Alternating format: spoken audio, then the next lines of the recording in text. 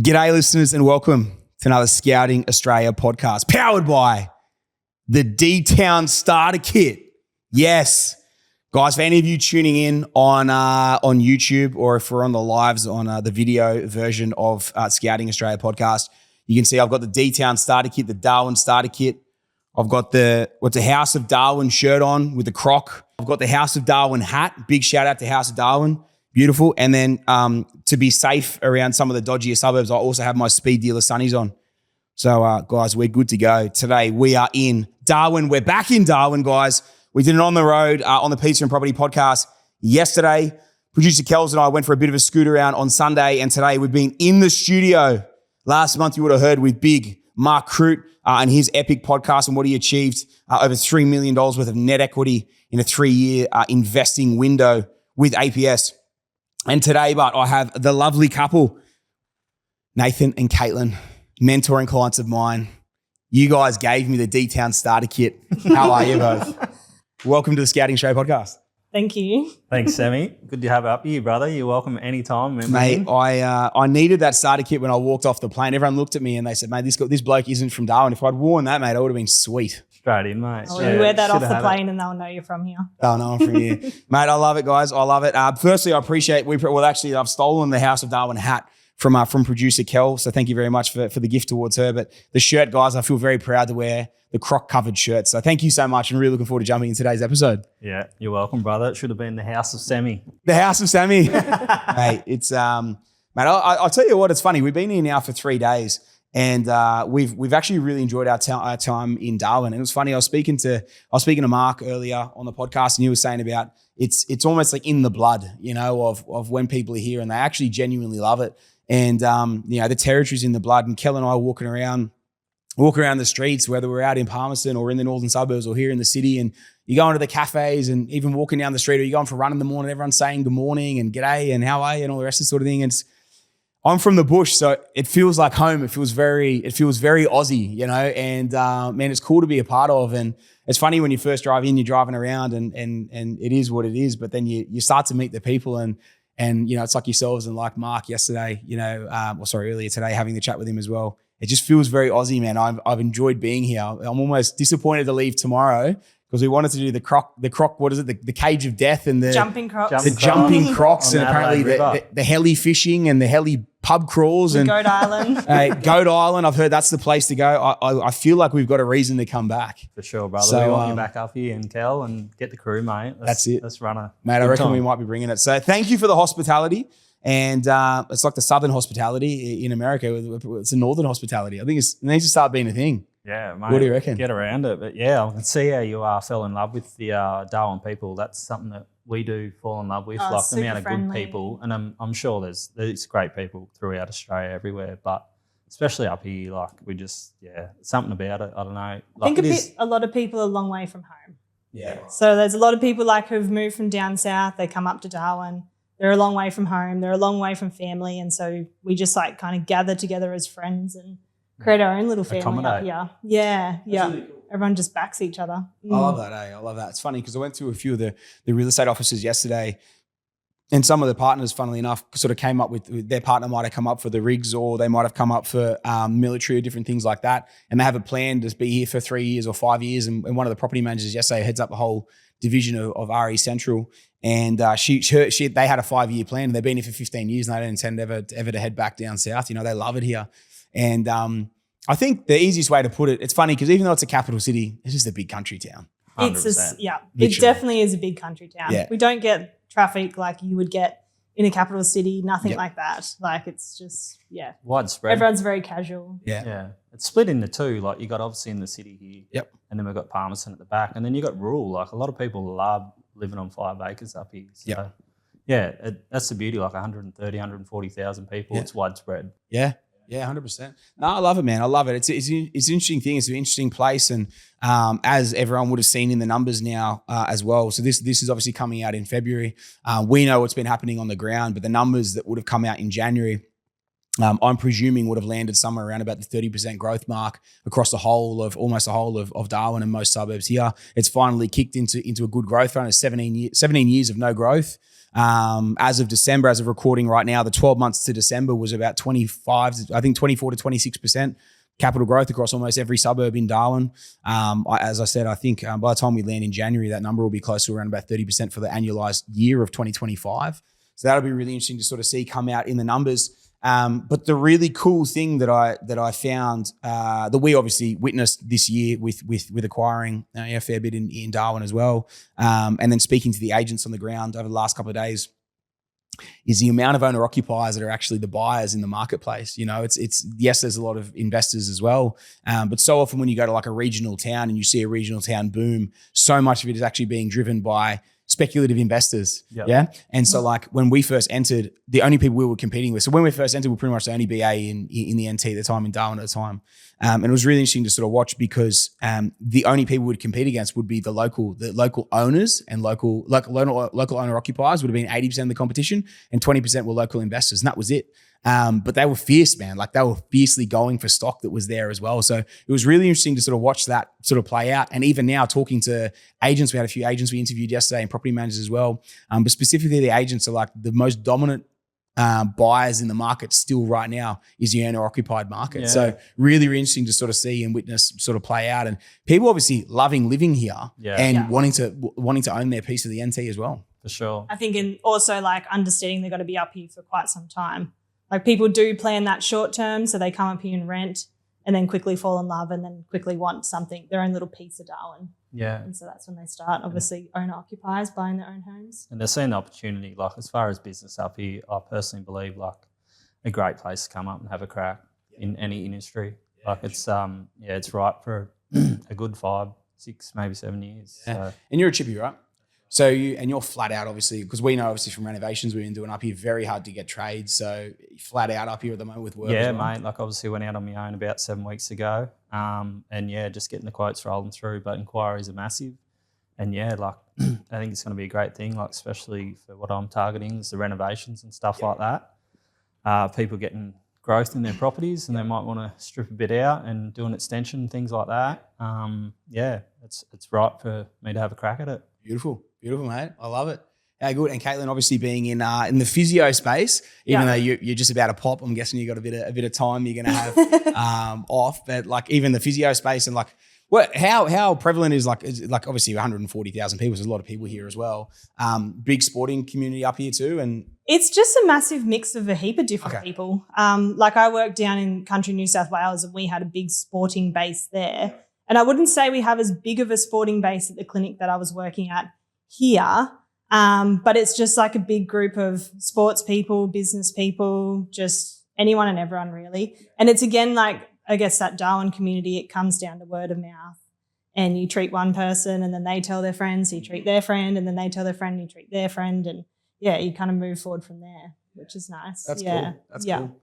I love it. Look, guys, before we jump into the journey, obviously everyone that was at the Bootcamp would remember you guys. We had the summit and the Bootcamp, which was, today's the 16th. So it was exactly a month ago today, because the Bootcamp was on the 16th of December. Oh, wow. There we go. Crazy. Well, the year before it was on the 17th. So I had the 17th in my mind, but it was the 16th was 16th of November. So exactly 1 month ago today, you guys were on stage with me telling your story there as well. Now, obviously, just about everything that's recorded within the Bootcamp and the summit, just about everything that's presented on those days doesn't see the light of day. It's only for the people that are in the room as well. There was about 1,000 people in there that would have heard your story, combined story on that day as well. So I just want to get a bit of feedback there, because we were chatting a little bit off air before this thing as well. I just love to know a bit of feedback of, what you guys heard after the fact. Obviously, you're up on stage with me. You were my mentoring client for 2025. How did that feel being up on stage, and what was sort of the feedback that you guys received after your little prezzo as well, or your little interview, I'd say? Being up on stage was very nerve-wracking. There was a lot of people in the room. You did very well. So many, but obviously the story resonated with a lot of people, because for the rest of that day, we spent a lot of time talking to like heaps of different investors, people who are way further on the journey than we are. And yeah, obviously that they were inspired by our story, even though we probably are just as much inspired by their story. Yeah, it was just an absolutely epic day, and it was nice to be up on stage, as nerve-wracking as it was. How was that sort of community feel sort of after the fact? Because obviously it was crazy. I did not expect that. I thought that I don't know, that was that and no one would kind of say anything. Yep. But no, every break we were talking to people. We'd duck off for a toilet break and someone would pull you up. Yeah. And I'd love to think about how many people I spoke to that day. Yeah. It was just insane. And then I was saying, just even at the airport when we were heading back home, we were pulled up by another couple and we started chatting to them. But everyone was just so accommodating the and friendly and just supportive and getting around you. And that's the best thing about it. APS is starting to build a culture and a membership in a community that are there to support. Yeah. And that's pretty special, man. You've done well. No, I appreciate it, mate. I appreciate it. And I love it. Hey, it's a funny thing because I was chatting with Mark, obviously, who was on the potty this morning before you guys.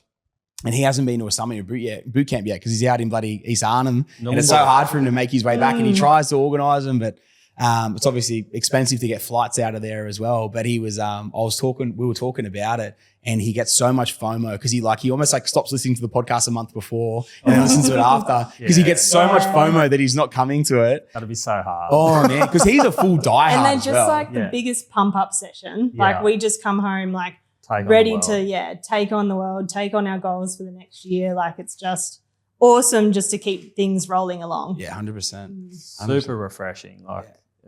We just feel energy, a vibe, ready to go. Yeah. And last for months. I love that. We'll definitely be signing on to next year's one again. Yeah, I love it. I love it. Something I want to ask, right? And we had a bit of a laugh about this off air. Is obviously, and so the reason I ask is because you guys were on the stage, right? Did you have any fear of Tall Poppy, of jumping up there and saying what you guys had done in the year? I more had the opposite fear that we are I feel like we're really at the beginning of our journey, and I felt I was maybe we don't have that much of a story to share compared to what other people have. I feel, more the smaller person. Interesting. Because it's you know what's so funny? This just shows the APS culture. That a couple do 5 deals in a year and they think, oh, I haven't really done enough. I don't know if I should be on stage. You know what I mean? How's that for a thought? 100%. I've got a mate that checks me with that and he's like, mate, you bought 5. And I was like, yeah. Right. You forget about it because when we don't really talk to that many friends about it. But I think a friend actually pulled me up a couple of weekends ago and she's like, oh, how are you going with investing? And I said, oh, yeah, really good. And she said, so how many have you bought? And I was like, oh, we accumulated 5 this year. And she nearly fell off her chair. Yeah. And you just forget that it's not maybe normal, but it's very normal in the APS community. Yeah. Yeah. That's what I love. So it's a cool thing of and see, for me, I'm so desensitized to it as well. But then when I see you guys get these wins, and then when you say stuff like that to me, you feel like it's not a big achievement. And then I'm like, hang on a second, you stop and think about it for a second. Who else is buying 5 deals in a year? Nah. You know what I mean? Nah. It's almost insanity. Yeah. And I just it's insanity, obviously in a good way. But it's a funny thing because, a lot of people's favorite sessions over the entire weekend, both days, was the morning when I got up and lost my shit, and then the afternoon when I went into the mentoring session, right?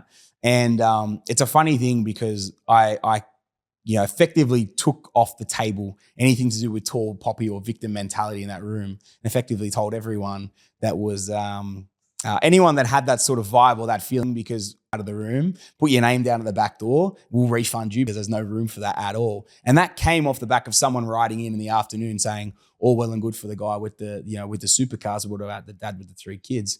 And I think it's the single dad with the 3 kids. And I think it's I get so fired up about that stuff because no one can make me feel bad about where I've come from and what I've built because of where I've come from and how hard I've worked for it. And that's why when I hear your guys' stories and even the fact of where you start from and how hard you've pushed, and you guys aren't earning crazy money, you're on average Australian, incomes, combined average Australian incomes. And so you're not doing something crazy, and yet you don't let anything talk you down to only doing, oh, we're just going to do 2 deals this year or whatever. You're like, no, I'm going to push the envelope. I'm going to do 5 deals this year. I'm going to do everything I can so Brendo approves me for mentoring with Sammy. 100. You know what I mean? It's even Katelyn, you were telling me, you know, when I was running through the checklist, and this is on the 17th of November in 2024, so last year, right? Yeah. And you were sitting there and you were watching and you were hitting Nath on the shoulder going, Nath, we tick all these boxes for mentoring, we've got to apply. But like how many people would again stick their heads in the sand and go, oh, nah, like I won't get it, so I won't do it. But you've done, you know what I mean? Like you went and you made the effort and you did something a bit different. You found Brendo in a quiet session. You know what I mean? Like these sorts of things. And it's like, I love that. Like you push the envelope, you know? And like that's where results come from. It's not from going, oh, it's, you know, woe be unto me, oh, it's going to be too hard, or that's not for me, or whatever it is. It's like finding a way to do it. Yeah. Whether it's getting access to the mentoring or doing 5 deals instead of 3 or 2 or 4 or whatever it is. It's like these little needle movers can create such a huge effect and a huge change. And you think about the 12 months that we had together.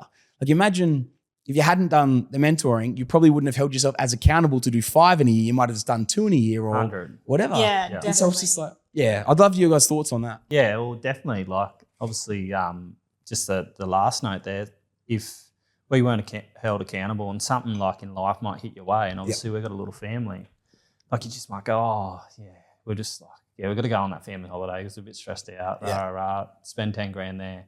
Where, you know, we knuckled down and we put everything we got into the mentorship. And that was our goal. Like we said, sat down together and looked at our family values and listed them down and said, right, this is the order. And like work, it was down the bottom of the barrel. Yeah. And mentorship was top 3. So it was like funnel everything into it. And that just kept us accountable. And the results show. For sure. For sure. Yeah. We also felt like this year was integral. Like this year was really important that we could accelerate the property as much as we possibly could. Like our serviceability was probably the best it's been in a couple of years because we did take 6 months off and travel Australia, which I'll go through later on, and spent money in ways we probably shouldn't have, non-investor mindsets. But anyway, we have really good serviceability this year. We had the cash to do it. We're both working I was working 4 days a week and you were working obviously more than full time. So we were like, this is it. Like if we can't get in this year, like we just didn't know what the future would bring. We knew we wanted to grow our family.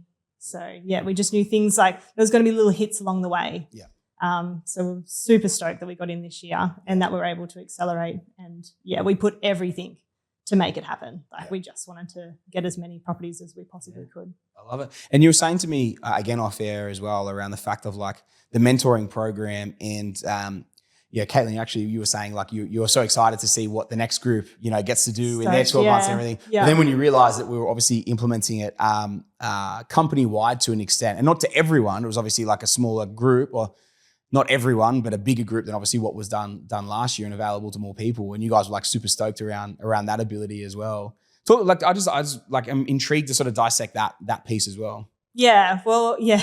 As we were traveling down to Brisbane for the bootcamp, I said to Nathan, I just can't wait to see this next group of mentors, and I can't wait for them to start their journey the way that we started ours. And I'm like so excited to see what they can achieve because it's just unbelievable results that you can achieve having someone like a mentor directing the way and holding you accountable along the way as well.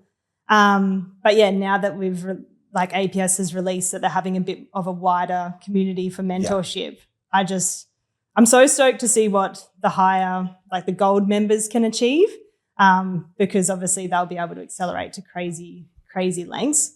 But just super stoked to see what it does to the community of APS as well. And what that chat's going to be like next year at the summit or bootcamp, and how like people have been able to accelerate their property portfolios even from, I guess, positions that we were in. Yeah.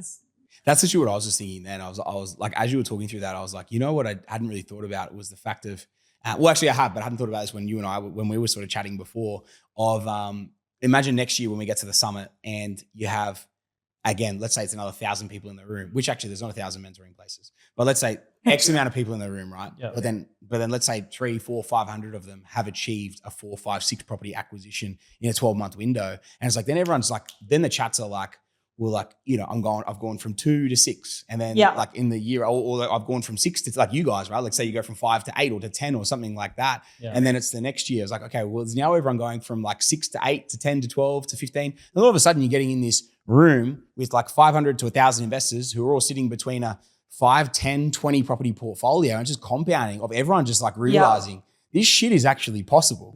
You know what I mean? It's not just like a fugazi of like, oh yeah, sweet, tick and flick. Oh yeah, I'm running the ads at $100,000, $1 million a month, whatever it is to get everyone in. And then I'm just getting deals done as quick as I can to pay the ad bill. It's like, no, this is results of like you buy a deal or 2 deals and you're getting all this equity, you're pulling out and you're buying 2 more. You know what I mean? It's like these crazy results. And that's why like when we get in the room and like you guys said, like you've achieved a crazy amount this year, which we're obviously about to dive into. But then you're sitting there and you're having these chats and these people coming up to going, your story's super inspiring. And then they've done the same or even more than you guys as well. Yeah, and they're just as inspiring. Exactly. You know what I mean? It's like, this is what I love. And like when we talk about like, and we joke about like APS being a cult, but it is because like we all live and breathe this shit and we all froth it. And we're all just like, again, that first session in the room, the reason I got so fired up is because there's no room for like that negativity piece. It's like, you're pumped for the next person, for the next person, for the next person. Just the amount of people that were pumped for us and they had so much bigger portfolios than we did. And they just were so stoked that we were able to achieve, I guess, what we achieved on our journey so far. Like it's just, there's no egos in that room at all. Like it's just, everyone's just there to support each other. I love it. We've been in rooms like early days when I started getting into property and you'd sit at a table and it'd be like similar size conference, big, whatnot. Like, oh, how you going for your property? Oh, yeah, I'm just trying to get into the market, like my first deal. We haven't done We'd it meet yet. like 15 people, 20 people that weekend and go to like a 3-day thing and like no one's killing it. Like, and I'm like, no one's jumping. that's fugazi. That's all just like a hype. Eh? That's where APS like, blew us away. We rolled in and like people just like, I done a few deals and like that was say 2 years ago. And then like, now it's like, I done 5, I done 10, all this sort of stuff. But like, it ain't a fugazi. Like these people are rolling. Proper sending and out. seeing results. Massive. I love it. You know what's crazy? You think about this, and I can't remember. Did I say this pre-podcast? I say just then within this chat just now of like, you think about you guys with what you've done this year. Imagine you just did that every year for 5 years. It's a 2025 property portfolio. Yeah. You know what I mean? Like we're talking like not even a 0.1. We're talking like a 10 zeros and then 1% is where you guys are sitting when you do that. But it's possible. You know what I mean? It's proper possible to do this thing. So it's like, I don't know, man, it's exciting. Like I love this shit. I get juiced up by this stuff, you know what I mean? And it's just like, when we get to, you know what I would love to know? That person who wrote in that question on the Saturday, surely they weren't actually in the room on the Sunday. Or maybe they applied for mentorship. Ooh. That might be one of your gold clients. Yeah, probably. I don't think with an attitude like that. That person maybe it's would have changed scooted out of, they would have like crawled under the carpet to get out of that room, man. Because I've never seen you give 1,000 people a spray and then everyone to give you a clap at the end of it and go, let's go, run through a brick wall. Well, some people find it super motivating. Hopefully it changed. And they thought, hope so too. you know what, I can do it. I think if they're in the room, because that's the way I sort of finished it, of like the positioning of that, and to reiterate that statement, it was something along the lines of, and this is from the day before when I was talking about different things that were possible. And someone had written in saying something along the lines of, all well and good for the guy with the 2 supercars. What about the single dad with X amount of kids, whatever it was? And in my opinion, the better way of asking that question, or the way, sorry, that's not a question. That's a dickhead statement. Let's be honest. That's a victim mentality statement. Let's call it for what it is. Versus let's reposition it of, hey, I'm a single dad with 3 kids and I don't really know the way out. I'm saving X amount a year. What would you recommend I do? Yeah, sick. No worries. I want to help that person now. Say the other thing. You get me fired up for 20 minutes and fire 1,000 people up in the room ready to bury you. Say it that way and that's what happens. Position it the other way. Actually ask the question, how can I do it? Victim mentality 100%. versus like abundant, trying to achieve something. Yeah. That person with the victim, if they retain that mentality, that mindset, they're never achieving anything. It's as simple as that. You can't achieve anything with that mindset. No, you can't. But you flip the script on it and anything's possible. Like this is where, I reiterate my side of things in my journey. It took me 3 years on minimum wage working the farm, to 3 years to save my first deposit.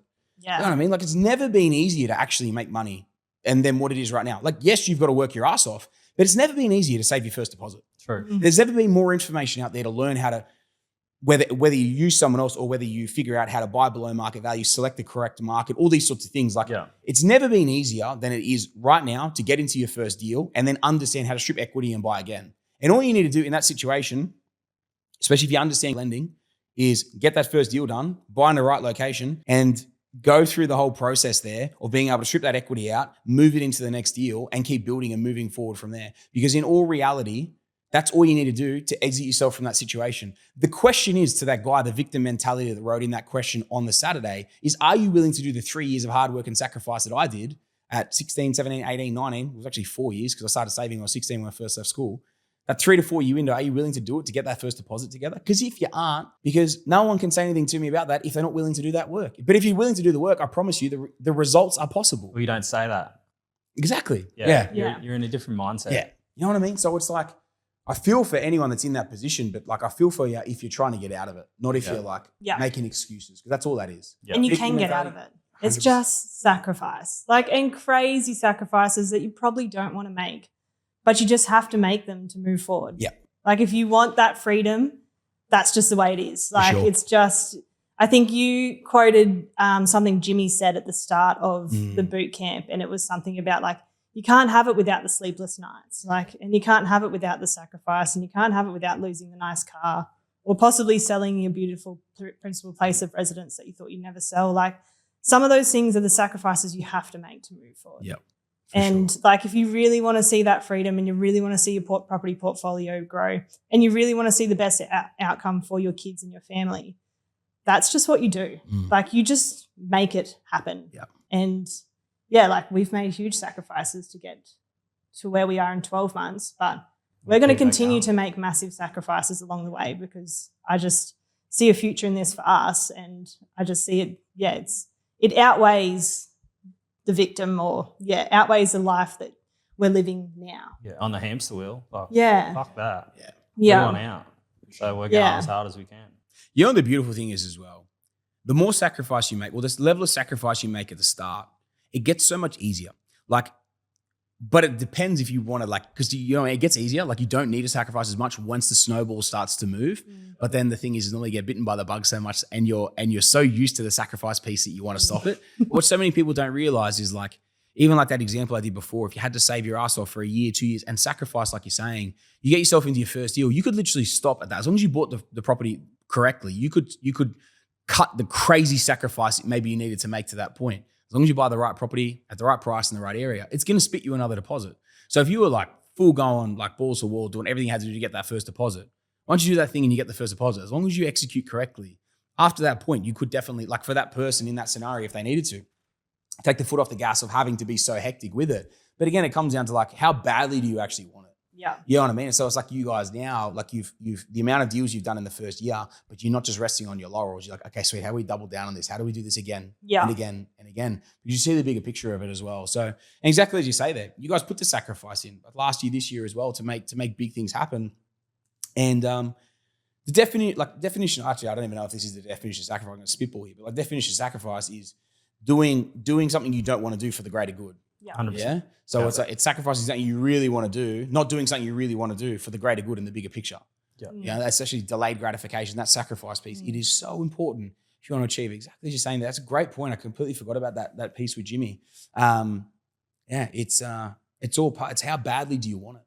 And if you genuinely want it that badly, anything is possible. But are you willing to do what 99% of people aren't willing to do? Yeah, exactly. And so again, I look at that room, and the reason I get so fired up about it is because I know that 99% of that room on the Sunday, who are all clients, I know that 99% of that room, probably 99.9% of that room, are all in there with that same mindset and mentality, And it was like you were saying, Nathan, when we kind of ran through it off air as well. It's sometimes we all need that kick up the ass, to sort of give us that check. And I'm the same. We're all the same. Yeah. But then sometimes you need the kick up the ass of the check, almost like the reality check of who you don't need in your circle that also could be bringing you down. Yeah. So if there's other people like that, you need to check them sometimes. And I've done that before. I've checked a lot of people in my life that I then have stepped back from because they hold you back from the bigger picture too. Yeah. And even that in itself is a really important thing to be very aware of, very cognizant of who's in your circle, because the wrong person in your circle can also completely derail your journey, with that sort of mindset, because it infiltrates you, right? The negativity can infiltrate your mind and weaken that piece as well. So for sure. Very, very important to understand who's in your circle and are they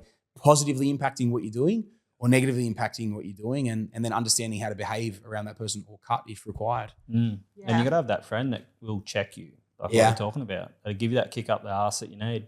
Just sometimes a good friend will tell you the truth. Yeah. Whether you like it or not. Yeah. And Yeah, you want them people in your corner. You have to, man. You have to, because they're always bettering themselves. You know what I mean? As long as they can take it back on the other way, which most of them generally can. But as long as they can, then mate, they're perfect because you're checking each other on the journey on the way through. Yeah, 100. No, that's beautiful. Guys, anything you want to throw in after the summit, bootcamp, anything like that before we jump in? I think that's pretty well covered it. It was absolutely an incredible day. Amazing event.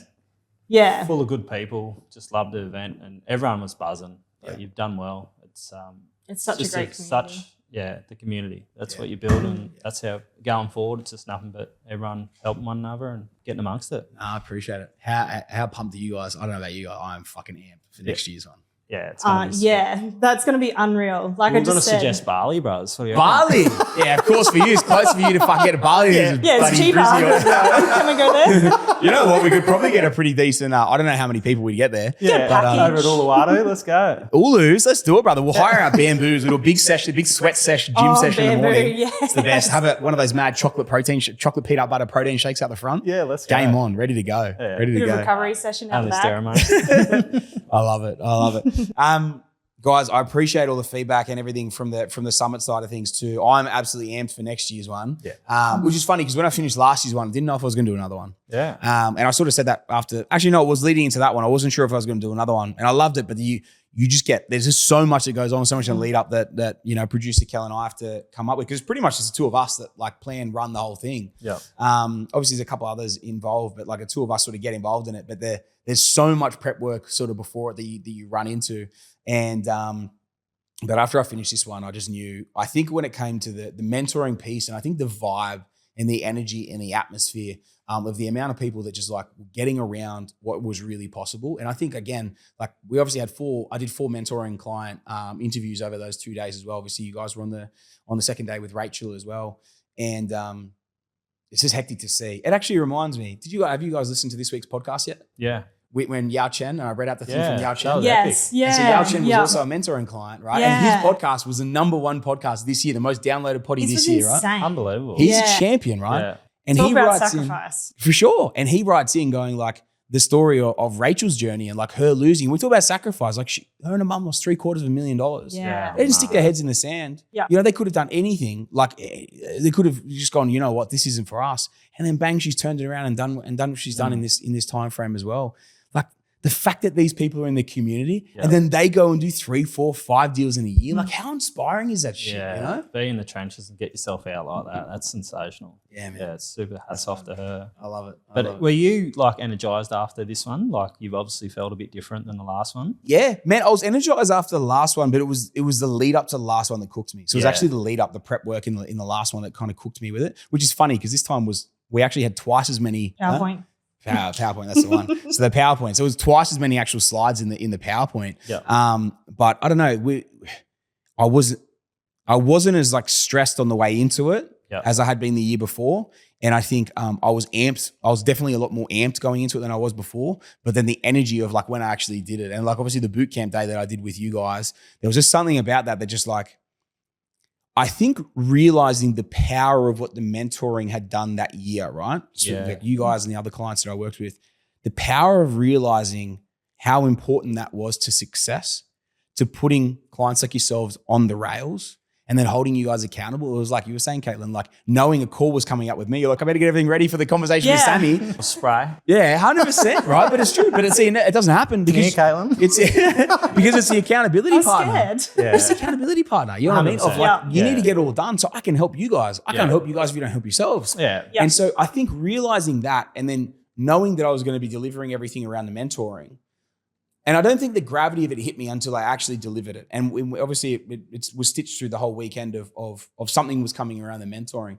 But then when I think I delivered that and really spoke about that, and especially after the client interviews that we had on stage and the journeys that we unpacked, it juiced me up so much because I'm like thinking about next year like it was with you guys and just being like, can you imagine having like 300, 400, 500 clients with a very similar journey all in the room together next year, and just with these crazy, crazy results. Yeah. And it's just like, man, that sort of stuff. And it was on stage. You guys probably saw me. You guys were in front row. Yeah. You saw, I got goosebumps there on stage detailing this thing, realizing this is how we get 500 people on the stage by 2030. Yeah. You know, and so like realizing how important that component was. It's a really interesting question to ask. Like, was I juiced up or was I drained? Yeah. Because last year I finished it and it was amazing. And like, there was so much value and like so much energy came out of the weekend. So many people got so juiced up to plan out next year. But like for me, when I finished last year, I still really, really enjoyed it. But I couldn't fully see the journey and the mission of what we were properly chasing. But when I finished this one and when I planned this one, it was coming to me. I'm like, I know why we're doing this now. And I understand the actual importance of the events. Because the event is like an anchor leading into each new year. Yeah. Right? And so it's like, exactly, dude. And we were like, I detailed it on stage when I broke down the mentoring. I'm like, I have 5 years. We're in November 2025. I got 26, 7, 8, 9, 20, 30.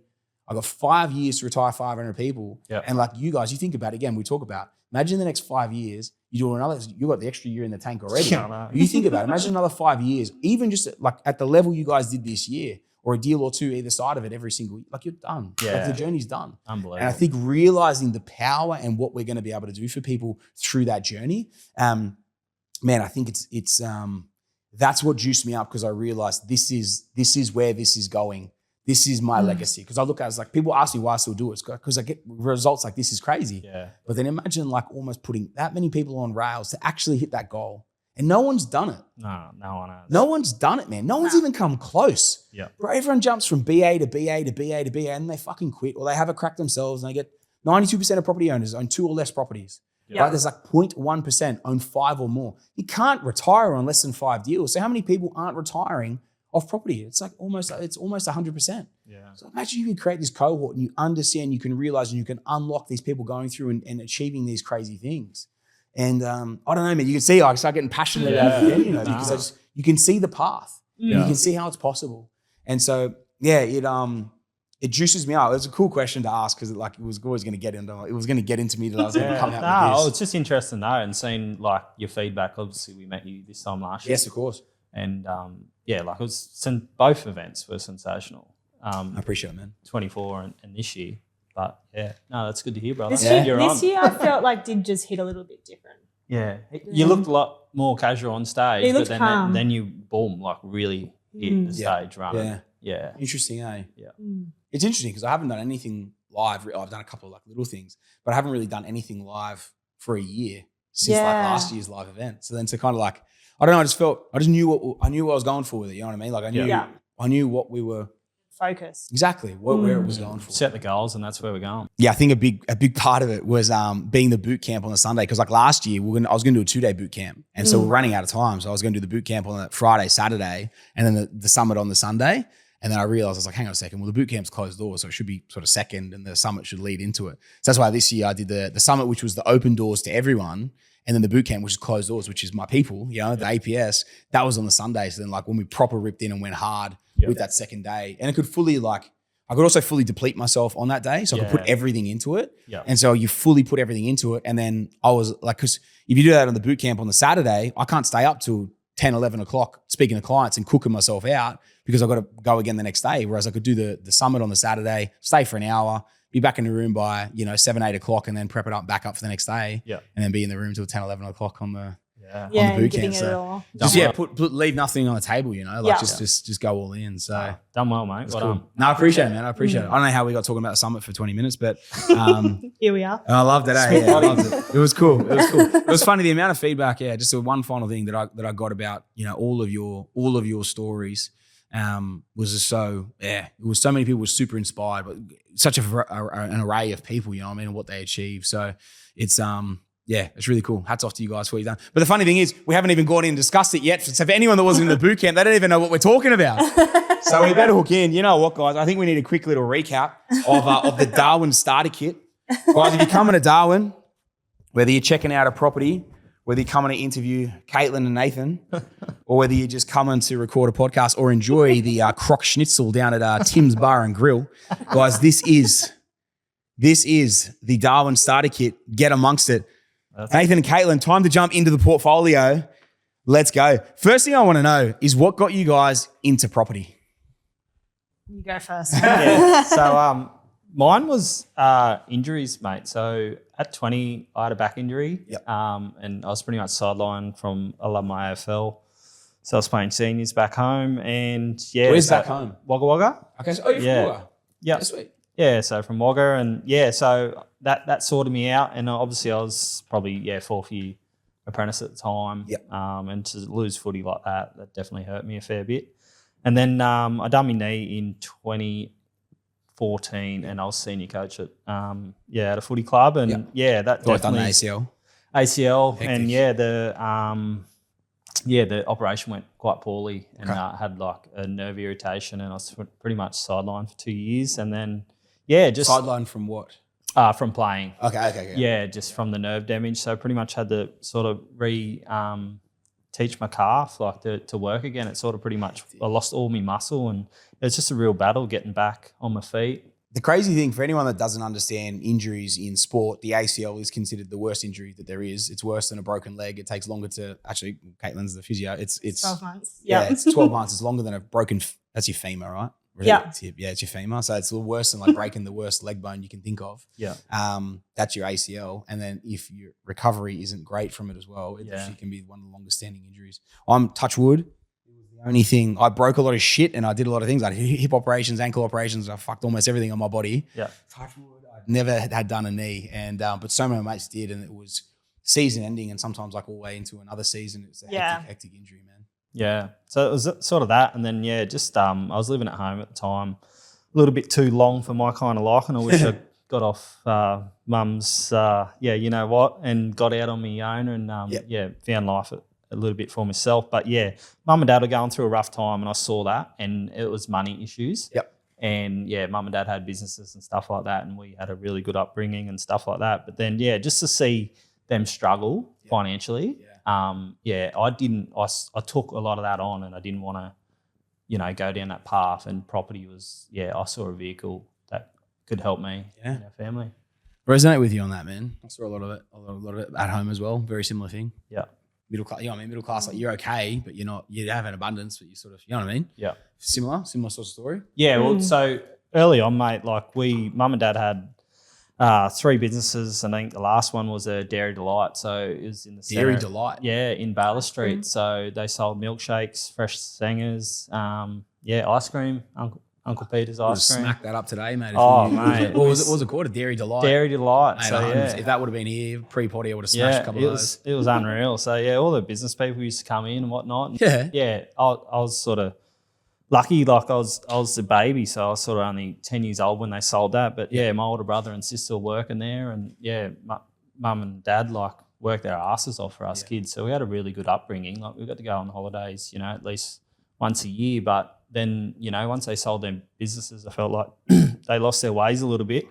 And obviously money got absorbed and things like that. And, like I still love them, and they'll listen to this one day, and like they done their best they could, and they did give us kids the best life, and they raised 3 really good kids. The values, make sure you're a good person, have people skills, and respect your elders. So mum and dad, they've done a fantastic job there. But I just saw these issues in our families, and that I didn't want that. Like that scared me, and because I had the injuries, it scared the absolute hell out of me. I was like, I've got to do something, because if I can't work with my hands because I'm a chippy or on my legs, I've got to find a way. And I wasn't very good at school, so it concerned me. It put a big fire in me. Yeah. To want to do something monetarily to I've got that financial backing. 100%. And like in you read like my first book being Rich Dad Poor Dad, and you thought, how do you get like, passive income? Like this is unbelievable. Let's go. And isn't it everyone's? It's everyone's. And like, and I saw like being a young tradie around town, like all the builders, the good painters, the good plumbers, they're all involved in property, and they were flexing around town, but they had the cash. So you talk to them. Some were hard to get a bit of information out, but some were really good, and definitely got me like rolling and thinking that way to get outside that, that hamster wheel. Yeah. Nothing like a bit of fear to push it to the next level, eh? Yeah. Fear of the norm, you know what I mean? Or even fear of not having enough, like not having enough to play with. Yeah. And that financial security, stability. How old would you say when you did the ACL? I was 24. 24. And then I did it again in 28. Yeah. When I was 28. Yeah. So it definitely hurt me, that 28, and then that was footy done. So sort of had to lost my identity a bit, and I sort of grew up like pretty fixed minded, unfortunately, and I've had to work on that over the years, big time. In what way? Just like, self-development. Okay. So, I just remember, I think it was Matty Schramer and Isaac John that has YKTR, the clothing brand. He's based in Goldie as well. Yeah. And they spoke about a book called Mindset by Carol Dweck. Yeah. And, so it's pretty much for anyone that's listening that, fixed mindset believes like you're either born smart or not. Yep. And, so like I was definitely had them traits. So I thought, Sammy's just smart. He's good. It's not no. He worked really hard at what he did. He wasn't smart. He just pushed through when everyone says no. Yeah. So a growth mindset believes like talent can be developed. For sure. And you look for challenges. So instead of like a fixed mindset person, a challenge will come and you shy away. Yeah. So I had to work really hard on that. And interesting. It's been pretty hard, man, to be honest, but it's the best thing ever. Like you feel like a new person once you start coming out the other end. Yeah, I love that. Yeah. I love that. That's cool, man. That's cool. I can resonate with that. I don't know if you've probably heard the story. Like I came from a very negative mindset with my family as well, kind of even around like other people having money or other people with success and sort of thing. It took me a lot to sort of work that out of it was exposure to a couple of good mates of mine that they were very, very pumped for me with what I was doing, and I was in front of them and it didn't make sense to me. I had more properties I had the same amount of properties as the two of them combined. I think I had about 15 and one of them had 6 and the other had 9 or something like that. And they were amped for me. Yeah. And like it rewired my brain. It took me a little bit. Like it was confronting because I didn't know how to handle it. I was used to everyone needing to win to like I needed to be the best at everything. But then to have someone else, like it just didn't compute in my head that they were still doing well, but yet they were still happy for me. You know what I mean? And like that exposure to it, it actually fully rewired what I was doing. And it was perfect. It was a similar time to you. It was around 27, 28. Where it was life-changing for me because it was when I also started the business. And so I was just used to being dogged mentality, just needing to win and be the savage. And but man, in business, like you can't always be like that, or like everyone's going to want to sort of have a crack back at you. And if you're worried about everyone else as well and trying to beat everyone and all the rest of it, man, it doesn't allow you to focus just on yourself to win. You know what I mean? And so like when you look inwards of what do I need to fix internally, as opposed to just trying to beat this person, that person, whatever. I'm still competitive. I still want to beat everyone at everything. Yeah. But I worry about myself. I beat everyone at everything that I can by focusing on what my problems are, or whether that's in the business or the portfolio, whatever it is, and fixing those rather than fixating on everyone else's. Yeah. You know what I mean? So it's cool, man. It's a funny thing. It's a really, I think, prudent thing to bring up is the rewiring of yourself and the fact of exactly what you said there. Yeah. It's not just that someone's the smartest at whatever or whatever. It's developing a skill if necessary. For sure, man. So I love that. Yeah. That's really cool, man. That's really cool. What was the book called? Mindset. Mindset by Carol Dweck. Carol Dweck. Yeah. Okay, So I remember Strams mentioned it, and Isaac John. Yeah, beautiful. So it was pretty cool. Nah, good stuff. Yeah, I've had to work a lot on myself, mate. Yeah, that's cool, man. No, mate, I love the honesty. I'll be honest with you. Katelyn, how about yourself? So I guess, well, like my parents are very supportive and they've given us like an amazing upbringing and all that kind of stuff. I was born in Wagga, but we did like a bit of that younger years growing up in Canberra, and then essentially mum and dad got cold feet and decided they wanted to be somewhere else in Australia, but they weren't quite sure where they wanted to go. So we packed up our lives into a camper trailer, and then we travelled Australia for like 12 months, travelling around, seeing different areas of Australia. We did some like short work stints along the way. We did spend like a bit of time in Perth. And the other place we spent a lot of time was Katherine. Okay. And during our time in Katherine, our car was having lots of difficulties. And so we ended up staying there like a lot longer than anticipated. Okay. And Katherine that's NT Katherine as well. NT, That's a few hundred a couple of k's. hours from here. Yeah. Small town. And at that time we were living at Dad's friend's house. He had a 2-bedroom house and a big veranda. And so mum and dad slept in one bedroom, he slept in the other bedroom, and we slept on 3 beds on the veranda. No way. In the territory under a fan. But we didn't think any different. That's hectic. Yeah. And then we actually ended up moving to Katherine from there. Okay. So we ended up, like mum and dad bought a place and Katherine became our life. Yeah, right. And that's where we did most of our growing up. And like mum and dad, they gave us huge opportunities. They both had average incomes. They didn't have like amazing high-class jobs or anything like that, but they were incredible savers. So we would live extremely frugally. And I hope my parents don't mind me saying this, but they still do it now. Mum only last week was telling me that chocolate's really expensive, so they're buying a packet of Tim Tams a week and they break the Tim Tam in half and they can have half each a night. Are you serious? And that's kind of like what we had growing up as kids as well. Like you could see they were constantly stressed about money, but they also were amazing savers. Like they paid off their home in Katherine while we were still like kids and most of us living at home. So I can imagine that's not easy to do. We traveled a lot. Like we did a lot of like future travels in the camper trailer. We did like the Gib and took a couple of months off school doing that. But we also went overseas quite a few times as well. So they gave us plenty of opportunity. But then I guess like from a young age, like when we were kind of 13, there was things that we wanted as kids want. And mum and dad were very big on like, you have to work for that. Okay, like, so you can't, we're not going to just go and buy you that. So we, my brothers and I had a pamphlet kind of delivery job. Yeah. So we would get like all the pamphlets and you get paid per pamphlet, I think. And we'd stack them all together and we had crates like zip tied to the front of our bikes and we'd ride around Katherine South and deliver pamphlets and earn like a little bit of cash that way. And then I took up a job at the clothing shop in Katherine and I employed my little brother. So him and I worked together doing that, which was easy for mum for like drop-offs and pickups because we didn't have licenses yet. Yeah. I then worked at Subway in Katherine. I worked at the Chinese restaurant in Katherine. I worked at the pool. Okay, I think it's easier. Can we eliminate where you didn't work in Katherine? I feel like there's a lesser list there. Yeah. Worse, I didn't work at Woolies. I think I tried to get a job at Brumbies but didn't get it. But yeah, like all of us did work from a really young age and we had to work to get things that we wanted. I think at one time, I think the reason I took the job at the clothes shop was because I really wanted skins. I was a swimmer and all my friends had really nice skins for race days and I didn't have any skins and I really wanted this nice pair of skins and they were like probably $250 at the time. Mm-hmm. And mum said, if you want it, you got to work for it. So that's where it all kind of started. Hectic. But I guess like that's then set this working mindset. Like I've always been like driven to work hard to achieve what I want in life. Mum and dad probably instilled in us like get a good career, you get paid well, there's your success there. Yeah. I'd never kind of thought down the line of property and like trying to build incomes in other ways until I met Nathan. Okay. And that's when that kind of really came about. Yeah, from there. But yeah, that's probably pretty much it in a nutshell.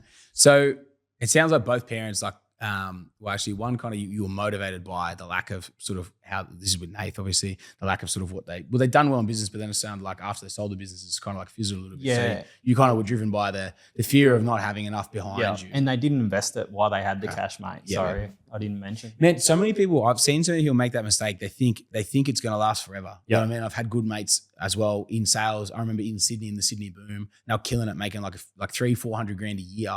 And I was on like making 70-80 grand a year at the time.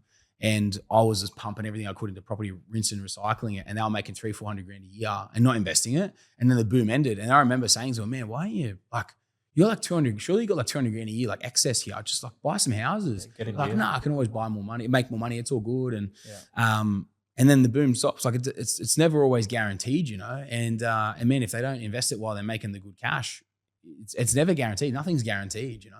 100%. Yeah. So you were driven from that side, but you, Katelyn, you obviously were being pushed by your family to work for everything that you've got as well. And you understood the value of $1. Apparently your parents still do, sharing half a Tim Tam a night. And they have a beautiful house in Howard Springs. They own it outright. Yeah. They're not like, they're fine.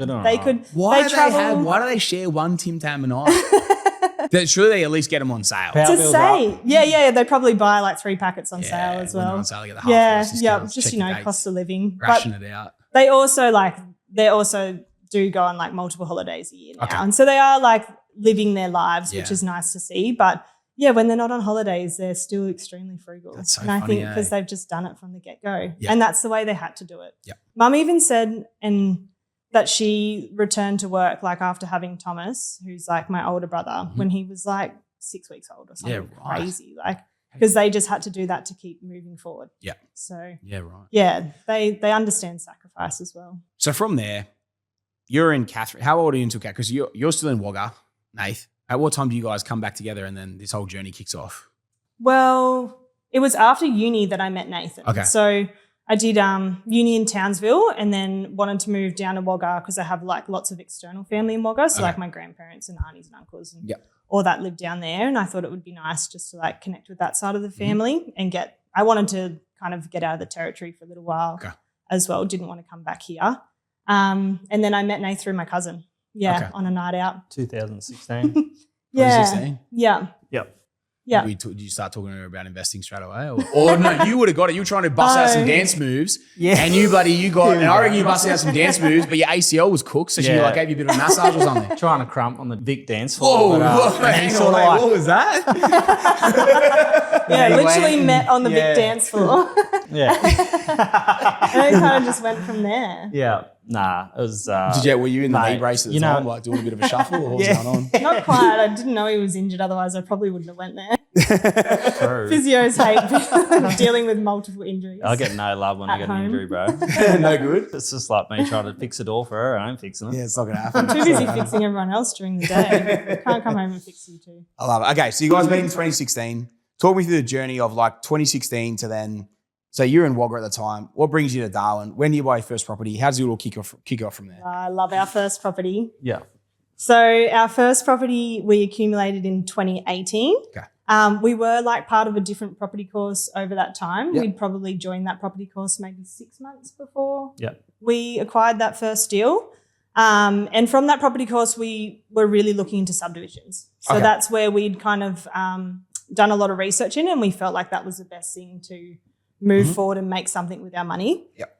But we were looking around Wagga for ages and we couldn't find anything that was suitable. Like there'd be an easement in the way or a power pole in the way, or the driveway was too narrow, or this and that, or, it was too expensive, the corner blocks and that kind of stuff. Yep. And it wasn't until one day we were driving back from Officeworks, which we'd bought a printer for our study to help us with our investing. Okay.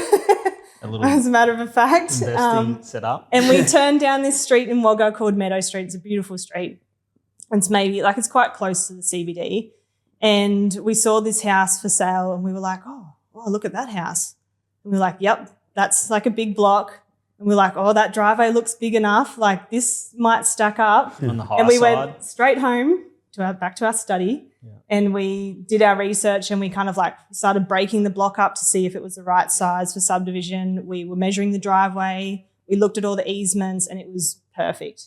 So we went ahead and purchased that house. We bought it. It was on for $325 and we bought it for $325. There was no off-market or under-market deal. We were bidding against another builder. So we really, really wanted it. So we just went for the asking price. With your when you ran your fees, what were you anticipating to make on the deal? So initially we were going to make with the subdivision about $100K. Okay, sweet. So we were like, yep, we'll be able to smash this subdivision out in 12 months and we'll make $100K and it'll be unreal. But that didn't happen. Okay. So talk me through what happened. So we decided that we would renovate the front house. Yep. Obviously subdivide and build a new house out the back. With what money, I don't know, because we put everything into buying the actual house. Okay. So our fees, they sucked. So hang on. So you were going to buy a house for $320, do a full subby, and then build at the back as well. With no extra money. To make $100K as well, because there's a fair bit going on there to make $100,000. Oh, mate. Yeah, lots. Talk about rookies. Yeah, it was hectic. Property course that we did. Oh, yeah? Taught you a lot? Yeah, it was smick. Well, it did help us get the subdivision. It did. No, I can't if we think of it in a positive way. We did learn definitely the town planning side of things. Okay, yeah. Well, that was really good. I can look at a block and go, righto, we can chop this up, or we can't. Yeah. And we knew if the power line was too low or too close to the driveway, you might have to create an easement. All that sort of stuff. You need to buy the high side blocks where the water runs away. That's a good thing to remember. Yeah, so we did learn a bit to make the right decision. Anyway, so then because we couldn't afford the subdivision straight away, we just got stuck into the reno, and just as money came in, we just started renovating. Yeah. But it was crazy times because Nath would just pull down walls and then not be able to afford the plaster. So at one time you could basically see our toilet from our kitchen. Yeah. That's convenient. It was just out. It was just out in the open in dinner ready frames. Yeah, literally.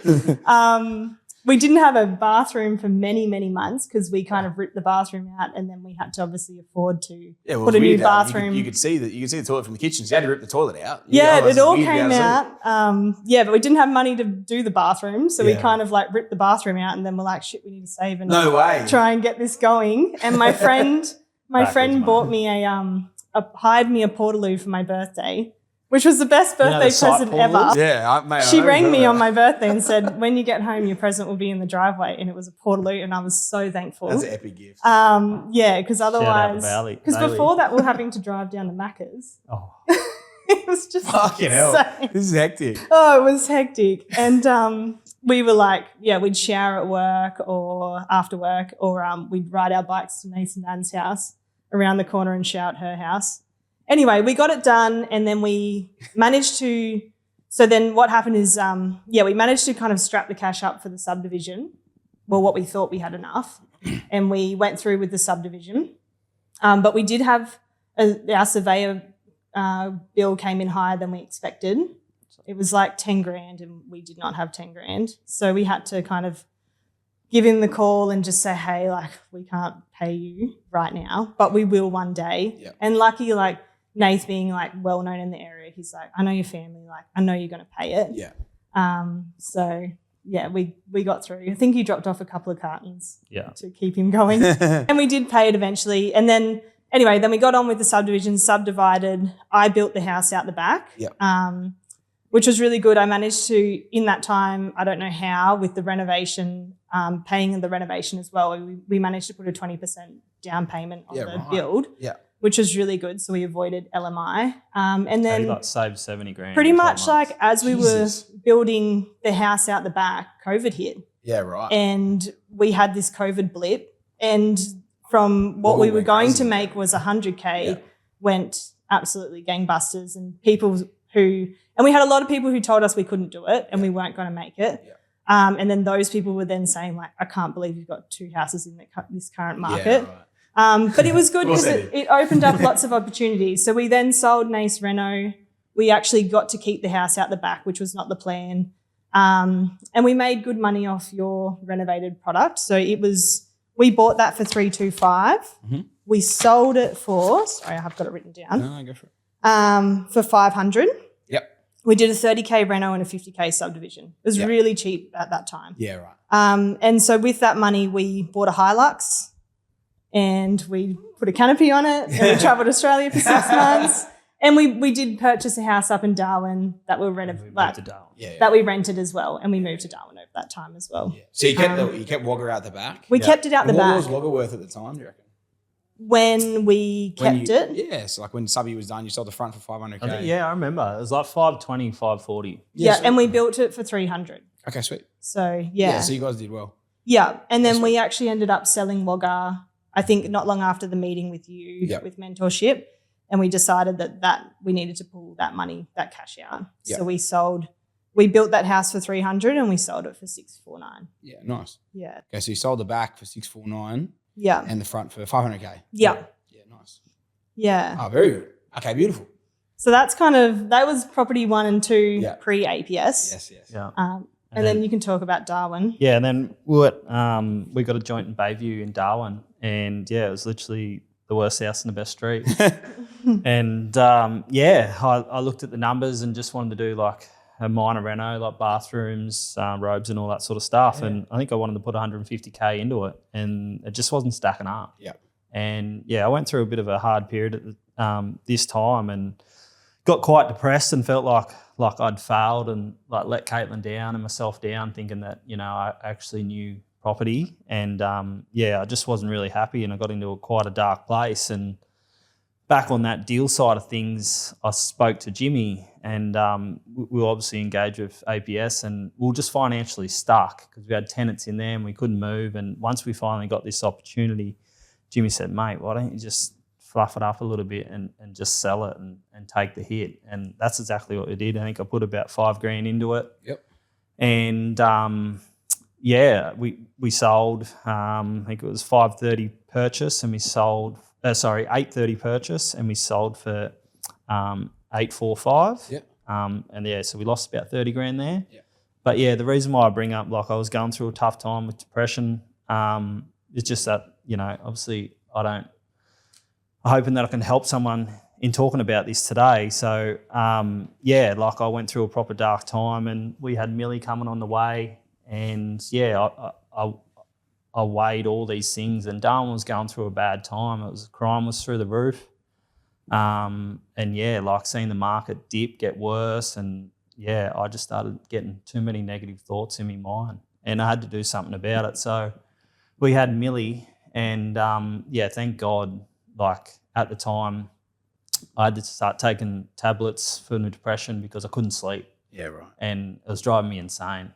And thank God, like Katie said, like, them tablets you were taking are awful. Like, I wasn't even half the person I was. And but at the time, and to anyone that's listening, like, it got me through that period. I just needed to sleep because I was, you know, thinking crazy stuff about. And that was, if you don't mind me asking, that was because you thought you made such a bad decision of buying that, or was it something else? I think it was a multiple. Just like you felt like you failed. Really. I failed, yeah. Because of that purchase. But it also was Meadow, like, we'd spent the past 3 years like super busy with the renovation, doing so much work all the time. Yeah. And obviously had that huge win at the end, and we went from that to doing nothing.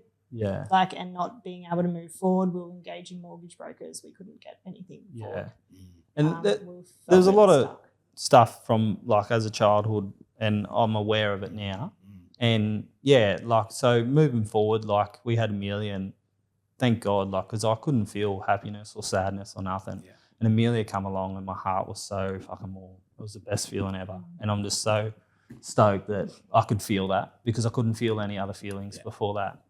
And yeah, we just got to work, and I said to myself, like, you know what, like, if I'm fucking this miserable, like, forget everything, like, start again. And that's exactly what I did, and went and saw a psychiatrist, and just started working on myself again. And yeah, we got back on our feet, and yeah, it turned around pretty quickly. Like, within 2 months, like, I was on no medication.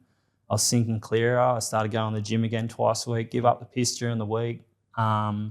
And yeah, just really turned it around, and just like changed, like, worked on my values. Like, righto, what are your values? And I value my health and fitness. I value being a good person. I value being there for my family. For sure. And I value, like, being successful. Like, I value fucking doing well in life. Like, I don't want to be on the hamster wheel. And that's what we did. And we went back to the drawing book, and we said, we're all in with this APS. And yeah, since then, mate, I still fight my battles here and there. But yeah, I've got levers and tools and people to talk to help with that. And like, I'm sitting here, like, I don't really like talking, saying, oh, I've had depression. Like, I'm not that person. Like, I've been on the other side and seen people, like, say that sort of stuff and play the victim that we've spoken about a fair bit on this podcast. And I wish I didn't have to fucking say I had it, but I fucking do. And it does cripple me, and it does sort me out, but there's ways through it, and you just got to act on it, and one step at a time to beat it and get on top of it. And you got to really put your health first and be a good partner.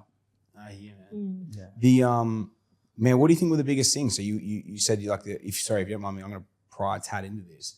The obviously, for the reasons you felt from a failure perspective, what do you think was the biggest things you pulled yourself out of with it? Like, was it seeing the psychiatrist, or was it, you said, so that the meds were making you almost like a zombie, right? So you through it, but. So the meds is just like, when someone just goes to the doctor and they say, oh, I'm depressed, they'll just quickly write you out a script and say, fucking, here you go. Yeah. And unfortunately, probably the most people in Australia come and say, oh, I'm depressed and I'm shit. And them tablets will just make you feel numb. Yeah. And like I said, like, it played a crucial role for me, because I had to sleep, and it had these sleeping tablets in it, because I was going mad because I couldn't sleep. Yeah. My mind was racing that much, and it was that dark, and it felt like I was wearing a fucking cloak of negativity. Yeah. Like, it fucking weighs you down. It's hard. Yeah.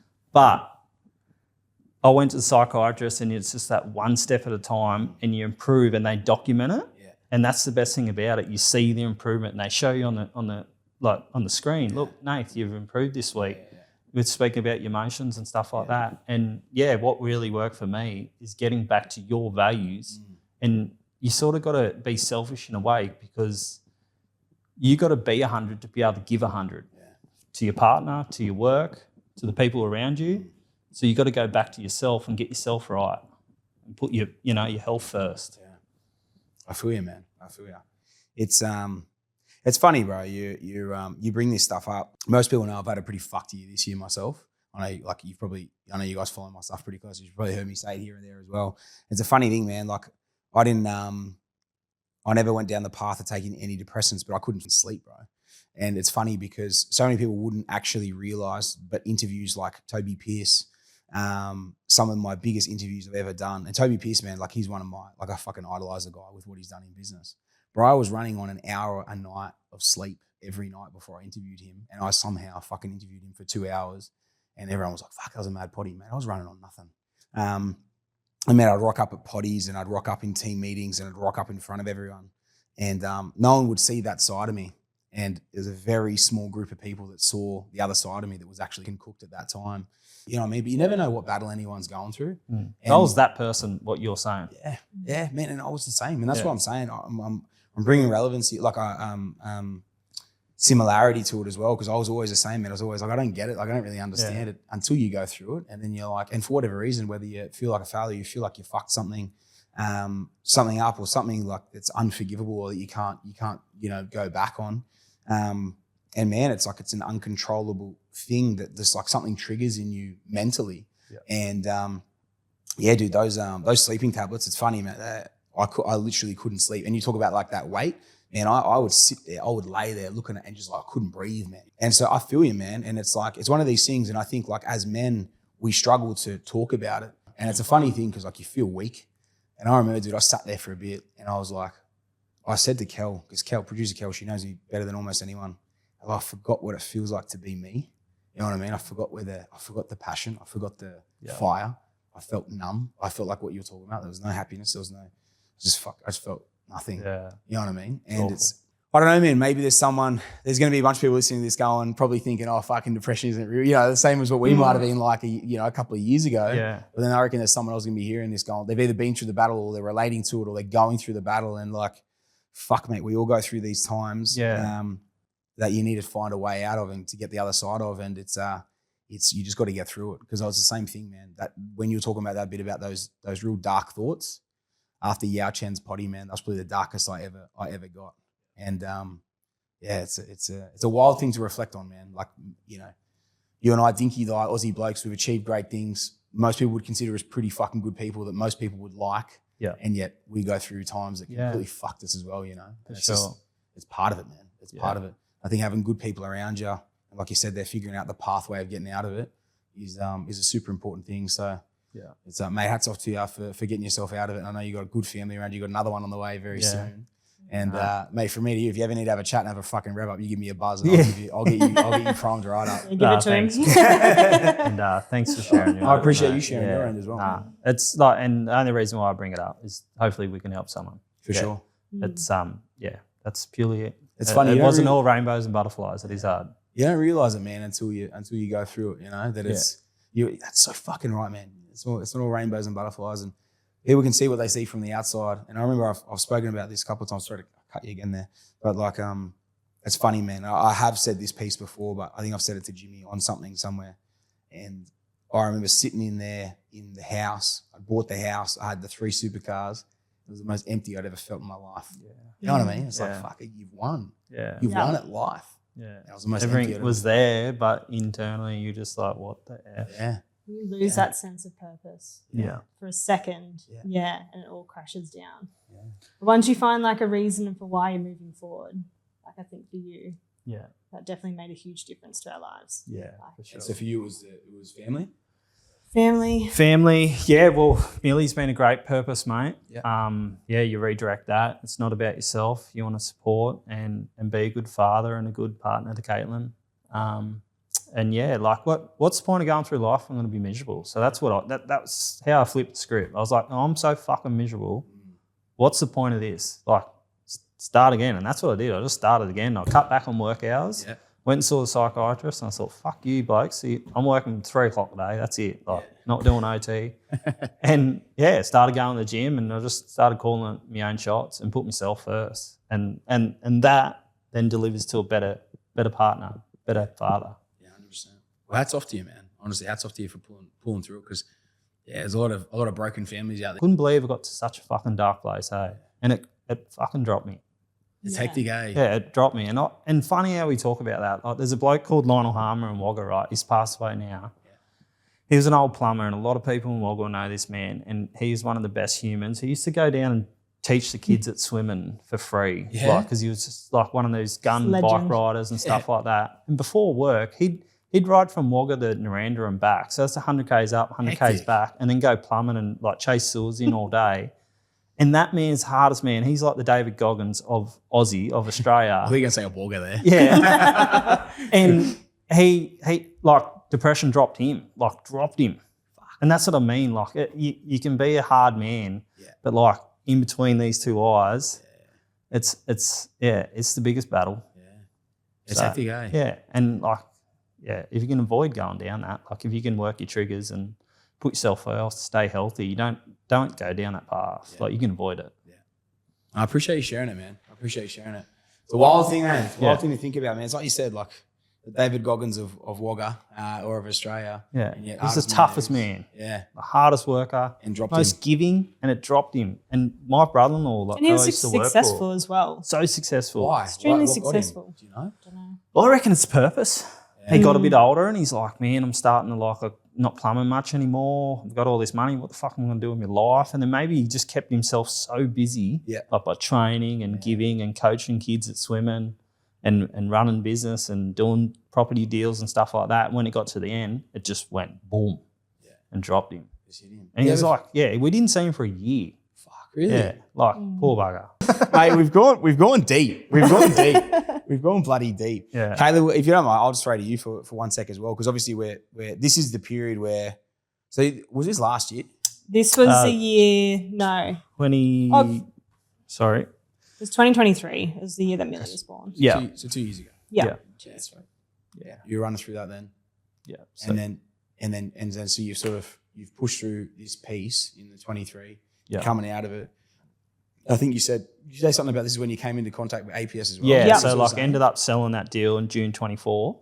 I was the Bayview. And it was before that we contacted APS. Yeah, so just before that. And like I would have been on the back end of it. I would have been coming out. But I just remember like pretty much 12 months from that, before that, I was rock bottom. Like I was suicide watch. We certainly like found a bit more sense of purpose once like we engaged APS, engaged Jimmy.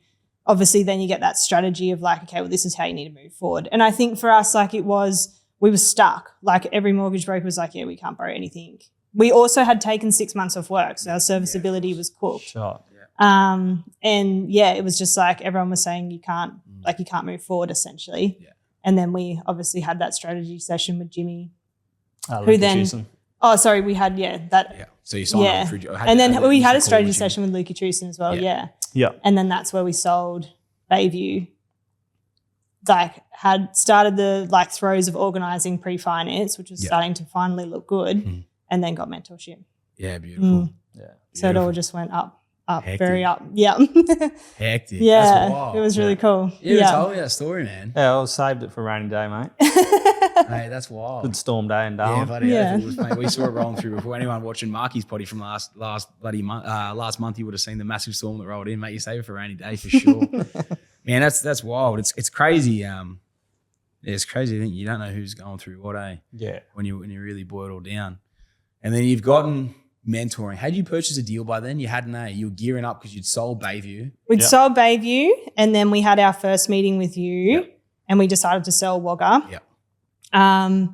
And then so we got on with selling that, and we then had our second meeting with you in March, and it was pretty deflating because we hadn't done anything. We'd just been selling, like in this sell down process, and like almost to the point where the meeting came up and I almost just didn't want to sit it because I was like, I felt like we'd failed mentorship already.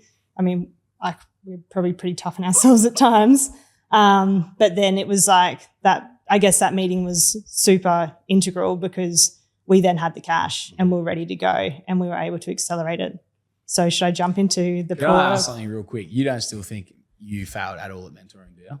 No, I don't think we failed at mentoring. There's a reason I bring that up. I just think we're at the start of our journey. Okay. Yeah. There's a reason I bring that up. is because you guys missed the summit on the Saturday, right? So for anyone that doesn't know, you guys flew in on the Saturday night. Yeah. And then came and sat in on the Sunday, and obviously had your session on the Sunday. I'm going to send you both the sessions of the mentoring sessions that I did on the Saturday. That would be unreal. At least 70% of mentoring clients of mine last year, which was I was the only person doing mentoring. So at least 70% of the mentoring clients of mine in 2025 hadn't bought a property before their second meeting around March. It was because, and you have to remember that this game is chess, right? It's not, you have to always be, it's like at times you do have to consolidate. Both those clients that did the mentoring sessions on the Saturday hadn't bought before it because they're going through sell downs. Right. And so it's all part of the journey. And I remember almost all of you came in, and I remember there was another client that he said it to me, and he was like, mate, I feel like we haven't done enough. All the others they understood when I broke it down to them that it's chess. And you have to remember as well, you guys signed on in November.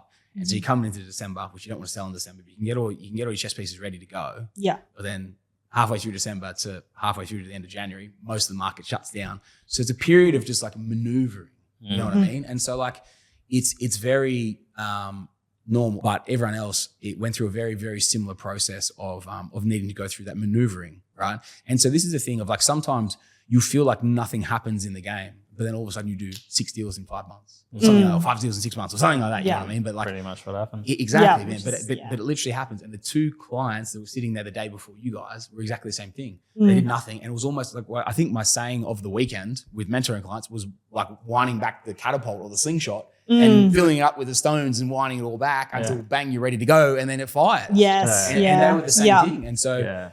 One of them had a PPOR in Adelaide, Will and Robin, and they clipped that, and that was about $2 million. That they sold that one for. I think they had about I can't even remember, 1.1 or 1.3 mil worth of debt on it. Then Luke and Emily as well, young couple from Southern Brizzy, Northern GC, one or the other, Southern Brizzy I think it is. They had the same thing, so they clipped a PPOR. That was both of them were clipping PPORs because they're holding them back. And it's just sometimes you got to take that step back, and it's hard because like so many of them said to me exactly the same thing. Oh, I feel like we've lost so much time in the mentoring, and I'm like, just it's all good because like this is part of the process. We've got to maneuver, we've got to reposition, we've got to get ready, but I'll explode you when the time's right and we have the cash and we have the deposit. And we have the servicing so we can actually go again. Yeah. And so very, very normal for what you guys have gone through. And everyone listening to the potty that was there at both days, they'll know exactly what I'm talking about. Because we're winding back the catapult or the slingshot or whatever I said was I said for both of them, and I think I said it for you guys as well on the day too. So it's it's cool, and it's all part of it, right? And that's why I want to make sure you didn't consider yourself a failure because that was across the board. That was a very, very common trait. Yeah. Nah, just more felt like we were letting you down, mate, to be honest. That's the whole point of mentoring, because accountability partner, the whole point of it is for you to walk in there and go, fuck, I need to get this shit ready every single time. Yes. We're constantly moving the needle. And then you look at it, that's how you get to 5 deals by the end of the year. 100, you know? Yeah. You know? Unreal. So, insane. Guys, let's rip into it. Let's jump into what we did. Okay. So first property settled in March. Yep. Not long probably after our meeting. Yep. We purchased that for 445K, so 445K. Current vows 485K, so 40K equity on purchase. Yep. It rents at $450 a week. It's at a 5% yield. Its cash flow is not too crash hot, but I know this will change with time. Yeah, for sure. So what's the current value on that? The bank vow was 485. Okay, so who was that with? NAB. Okay, sweet. Yeah. Yeah, cool. That's definitely a little bit light on, but it's good to know. Yeah, for sure. Obviously, knowing where that deal is as well, and that market is especially last like 6. You buy that? You bought that in March. March, yeah. Yeah, the market's been pumping since then as well. So surprising, bank val came in. Semi-surprising, bank val came in low. You know, yeah. So like that can sometimes blow the lights out, and then other times be light on. Beautiful. So that was obviously March, up circa say 50K, a little bit over 10% on that. Anything else you want to throw in on that one before we move to the next deal? No, let's go next one. Let's go next one. So the next one settled in May. Okay. It was our commercial. So we really decided that we needed some cash flow to keep things moving forward. Yeah. It's my favorite. It's so we bought that I remember one. you getting very giggly about this on stage about I this. know. And I think afterwards Floyd's like, shush. Yeah. We can't. Yeah. That's hard to get now. Yeah. Sorry, Floyd. So we bought that one for $450K. The current vow, which is just a vow that was on purchase, is $490K. Okay. Hard to gauge on commercial. I sure. find. So $40K equity on purchase, which is not a big deal because that's not the reason we're in for this one. Sure. It rents for $965 a week. Yes. It's at a 7% yield. Yeah. And 7% net yield, and it's positive 10 grand. Yeah, beautiful. I checked it 3 times last night. So I thought I'd had the numbers wrong, but it's definitely right. Yeah. It's just over 10 grand. It's insane. Yeah. So the one thing to just to clarify for listeners who heard that, like what'd you say, 900 and what a week?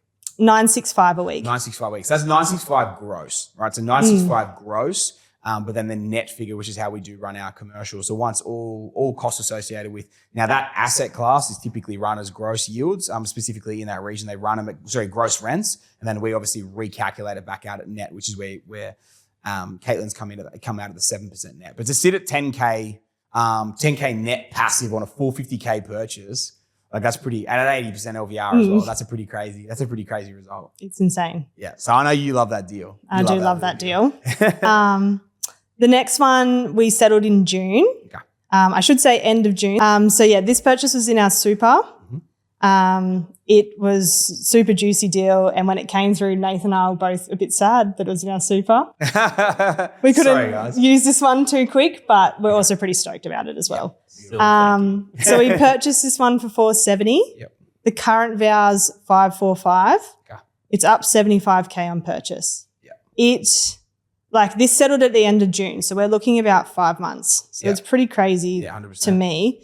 It rents at $590 a week. It's at a 6.5% yield, and it's just like cash flows negative $1,400 per annum a year. A year. So it's bugger all. Yeah. Especially once you run it through tax and all the rest of the sort of thing as well. Yeah. Pretty much break even.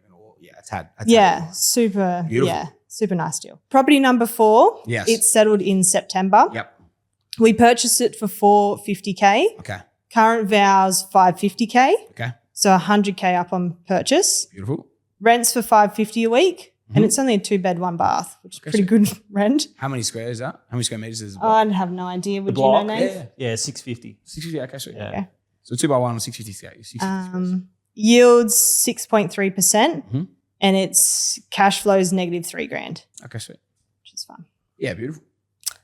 Lucky last. That's good. Yeah, beautiful. Lucky last. Lucky last. I do like this deal. Okay.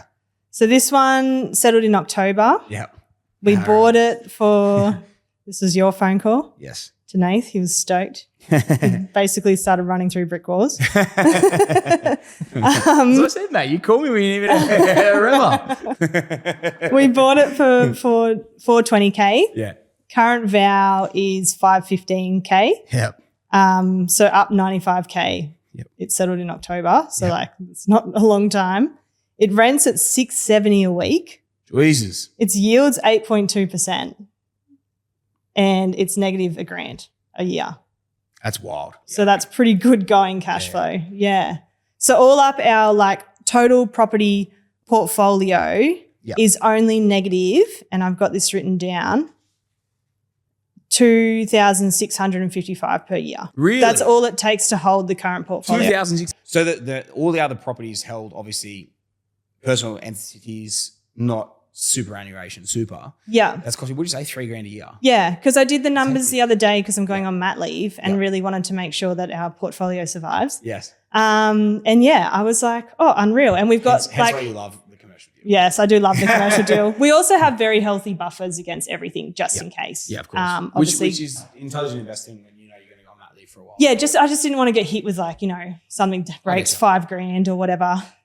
We can definitely take those hits, which is awesome. But yeah, negative under $3,000 a year to hold A portfolio. A portfolio like that is just blows my mind. It's a funny thing when people like sort of question when to put the commercial in the deal as well, in the portfolio as well. Yeah, you know what I mean? we went early. You're putting something like that in there, and obviously it buffers out. And obviously one of the deals there is in a bit more of a negative cash flow location. Yeah, and it's almost being like completely eliminated by the commercial deal in the portfolio as well. So it's it's a beautiful sort of progression that you guys have sort of had in the portfolio. Obviously, first deal in March, you have March, May, June, September, October. Like you've gone on a very, like I said, we loaded the slingshot, we loaded the catapult, and we've been on rapid fire.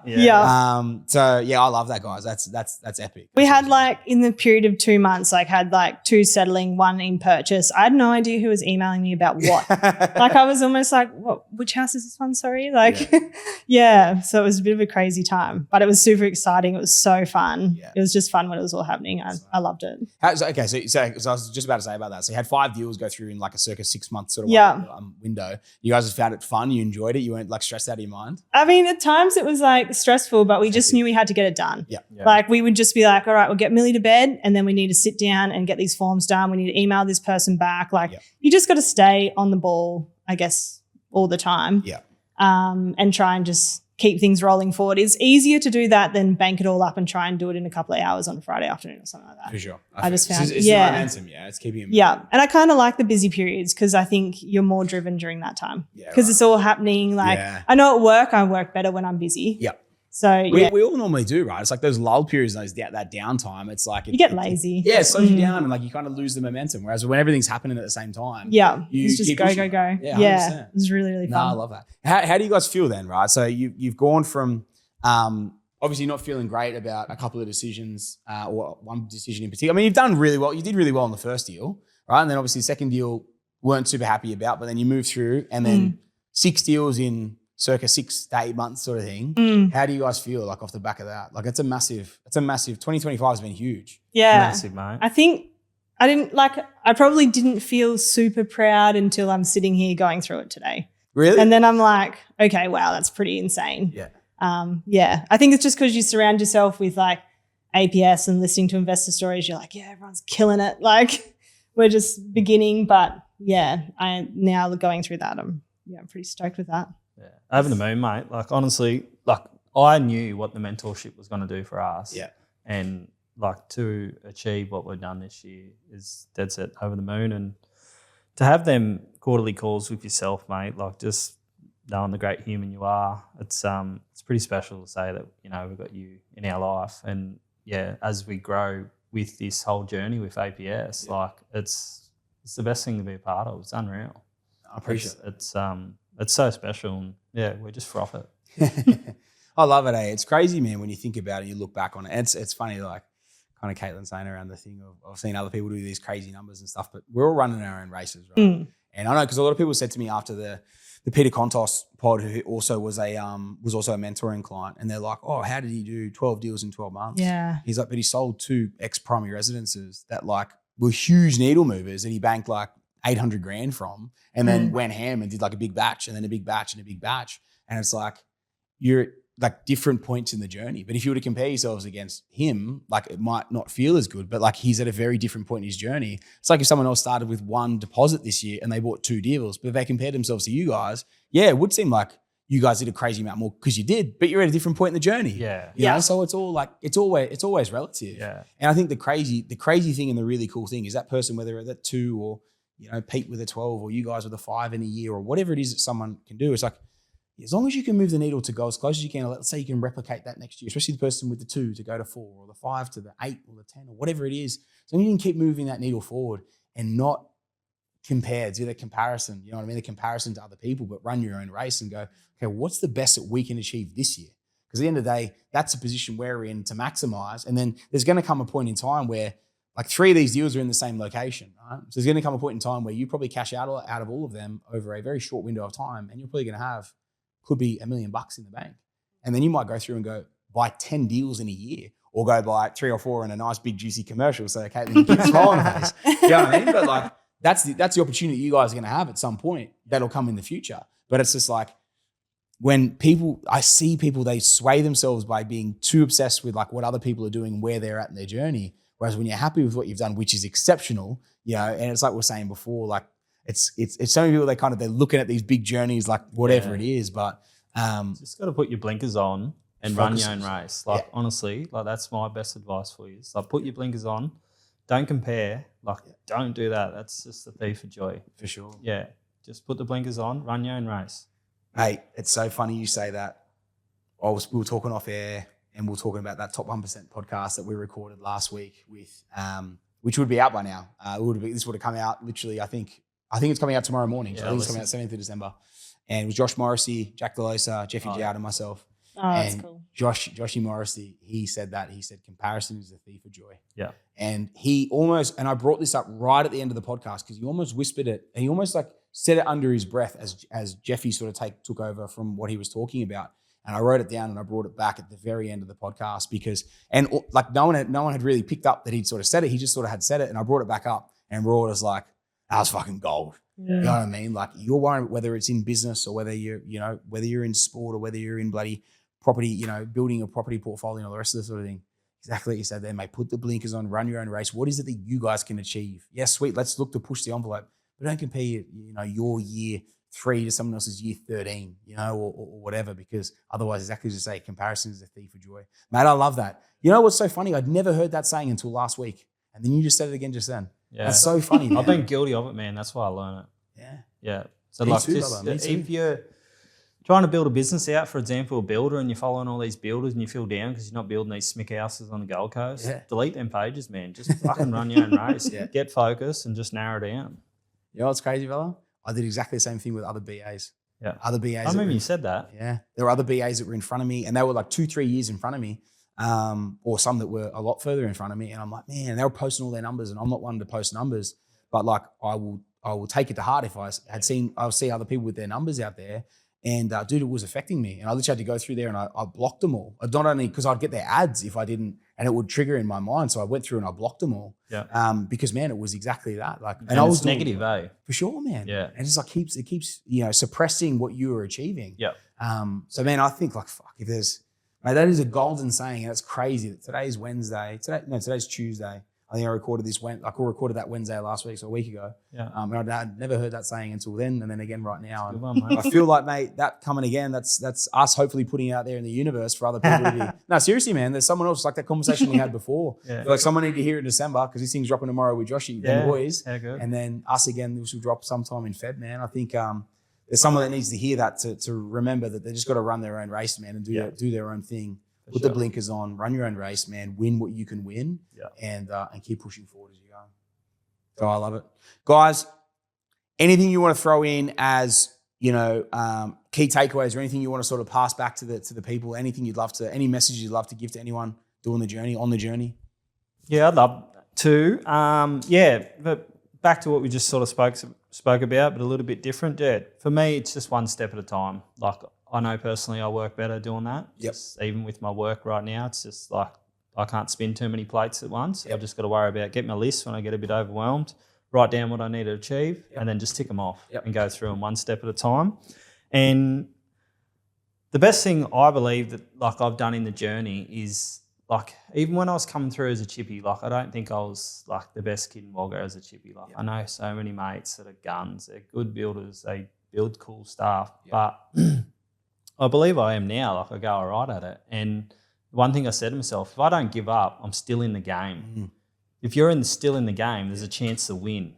So don't give up. Just keep battling out at one step at a time. And the other thing is just be a good person because good things will come your way. Yeah. I love that, man. Definitely get that vibe from you as well. It's I got it. Like I've obviously had it the whole time we've ever sort of known each other and spoken about each other. And when Brendo picked you guys for mentoring last year, Brendo's one of my best mates. So he knows who to put with me and who not to put with me, who I'm going to vibe well with and get on well with. And he spoke very highly of you guys as like real good dinky die Aussie people. Yeah. And so, man, it's true, right? Like you're a good person, man, you do good things. And this is the biggest thing. We were talking earlier about purpose. That's where I realized, you asked me about the summit, like, do I still, like, this is what juices me up, man, is the purpose. I realized, especially around the mentoring side, I realized, like, that's the thing that I know that I can give back and will give me purpose, you know what I mean? Yeah. Actual, that energy and that juice to sort of keep forward.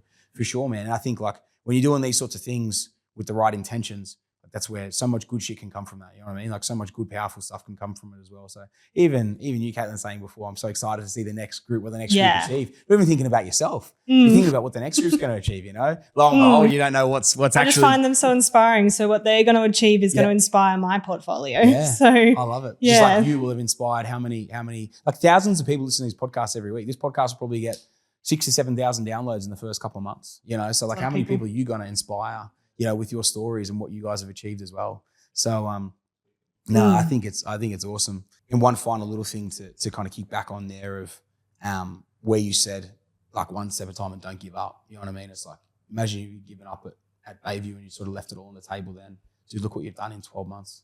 You guys have got a $2.5 million portfolio. What are you going to do by next year? It's going to be $4 or $5 million bucks. Scale every year within 4 or 5 years. What are we talking, mate? 10 mil, 15 mil portfolio. Unbelievable. Like that's what's there. You know what I mean? So mate, I really appreciate you being as raw as you were today. It's one of those things, man, and I know how hard it is to sort of talk about that sort of shit as well. And I never did before this year until I went through that stuff, man. So like I very much empathize with you and respect you being able to bring it and bring it for a rainy day and put it on the table, man. Because we don't know who we could help, who we might be helping talking about this stuff as well.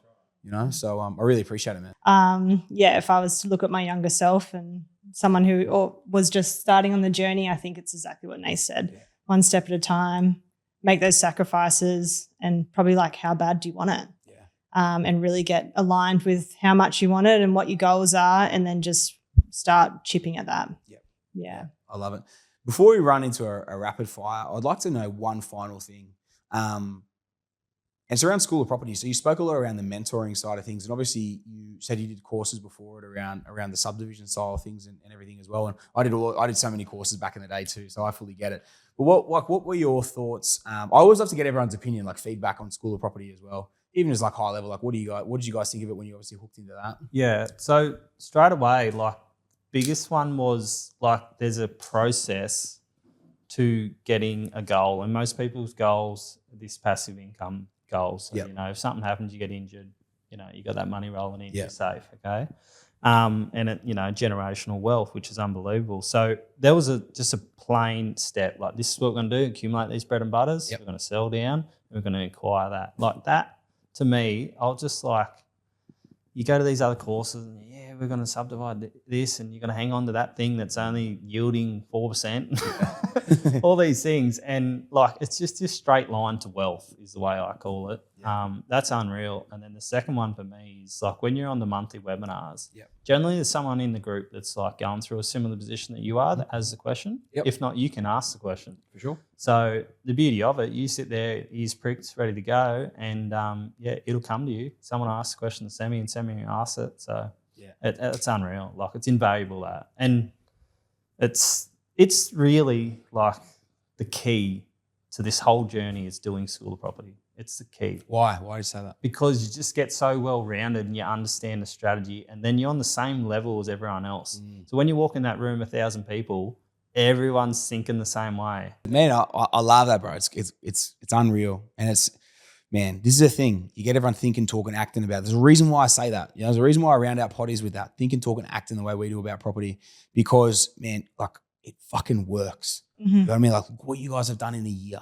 Yeah. I'd love to see what you guys have done by the end of next year as well. You know what I mean? And like what all these other people in their first year of mentoring or second year of mentoring and what that looks like in another 12, 24 months. And exactly like you're saying there, man, when it's in School of Property and they can learn and they can get around and actually understand why we're doing everything, actually get involved in the journey, not just like blindly follow someone of buying a deal. But it's like when you actually understand it, like that's why we see so many people actually explode their portfolios because they learn to understand it and then they get behind it. And it's no longer like I hope something works.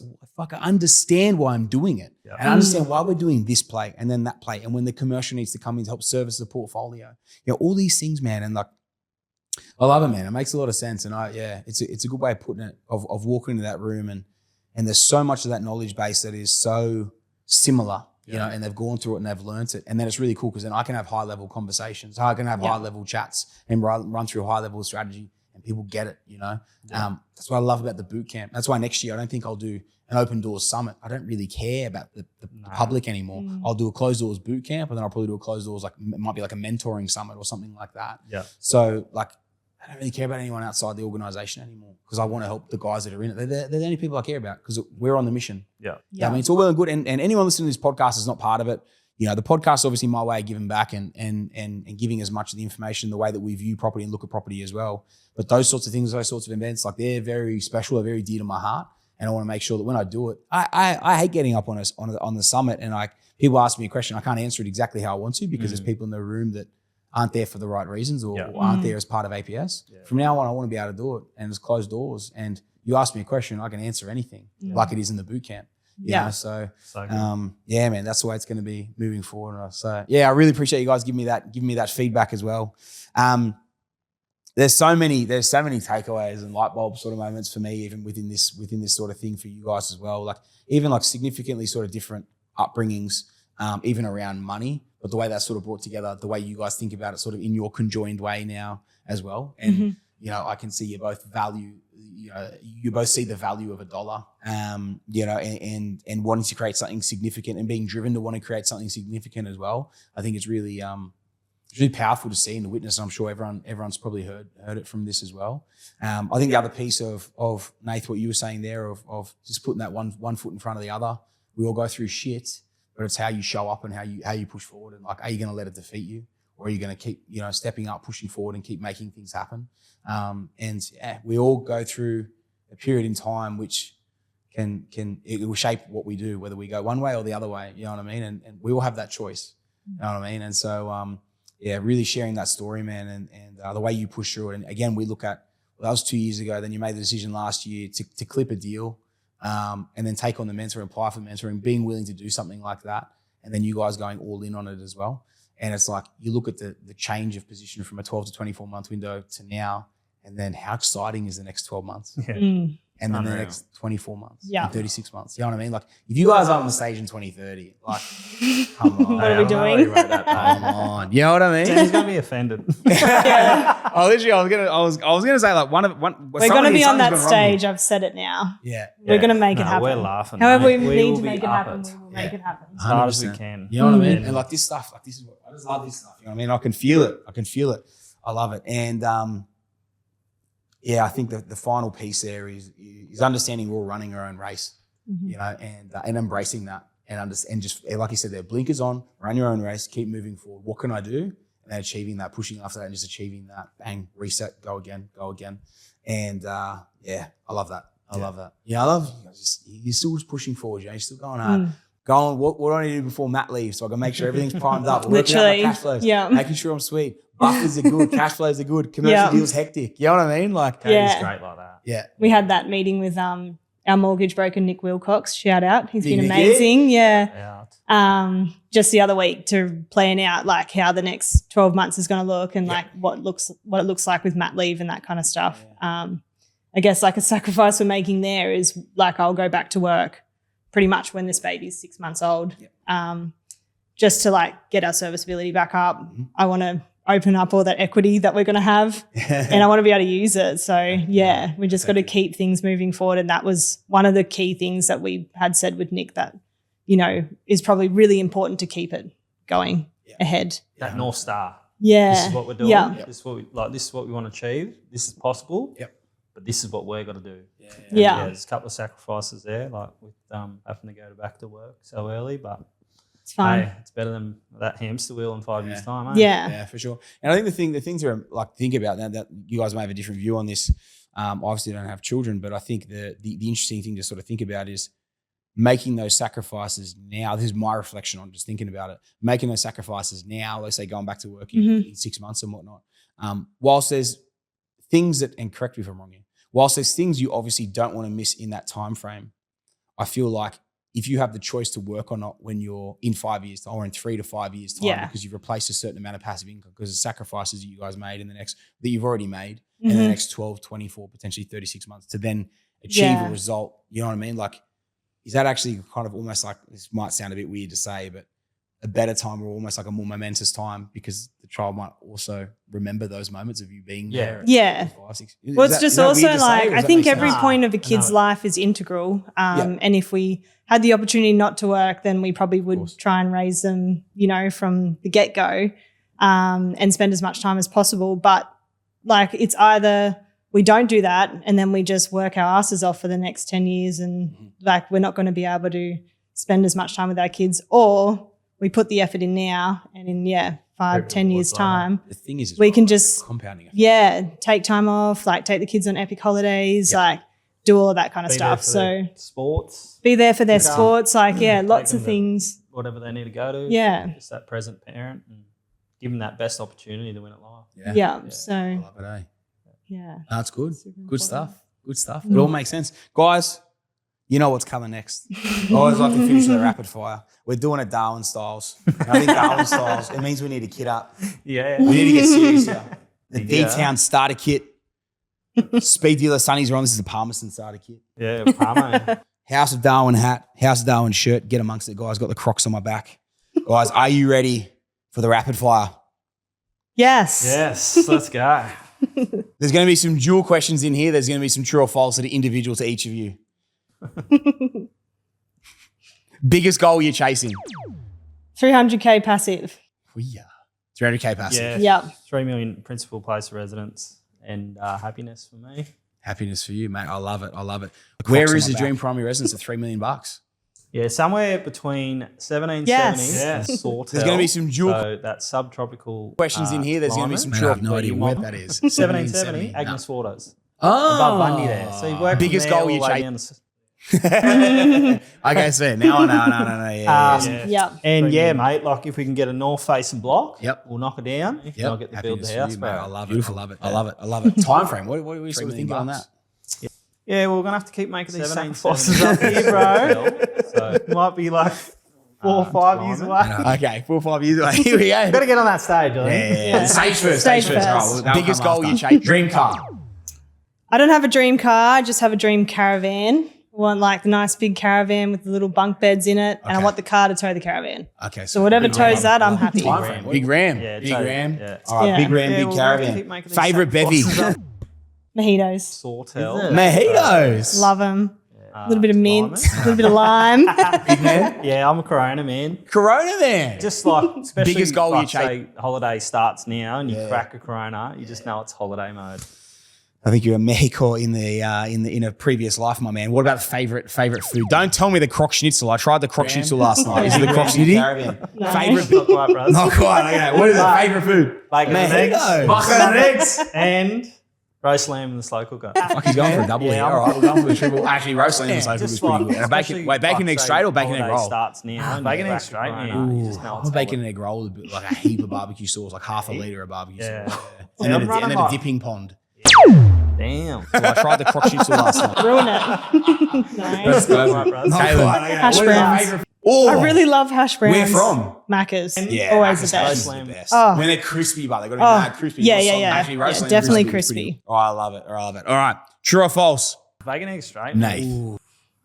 You took up hip hop dance lessons in 2018 to impress chicks. Everyone's going to get stung. Yes. Did you also wear speed dealer sunnies? I upgraded a little bit. They just had a little bit around on the top. Full wraparounds. All right, sweet. Katelyn, so that's a yes. Yes. Katelyn, you were actually awarded the fastest long distance runner in Australia after witnessing Nathan's dance moves. Maybe true. I did run to that Vic dance floor. Started breaking down. Confirming it's Vic dance floor, guys. Don't let your eyes wander to anything else. Beautiful. All right. That's what I thought you said earlier. Nate, biggest animal you could survive in a fight. Yes. Caitlin. I reckon I can take on a lion. Fastest long distance runner. I'm a fan. Hey? Yeah, I can take it on. You take a lion? Yeah. Survive? I'll take it on. Dance floor. Yes. Started breaking. Oh, jeez. Yeah. No, you reckon you could take? Mate, you reckon you could take? That means you could survive it. What? You reckon you could kill one? Yeah, I reckon just grab it by the back legs and just Brother, that's a dog, man. I don't know if you're going to get a lion. They're so fast. They are fast. Yeah, whereas a dog, you like sidestep. A lion? You're on.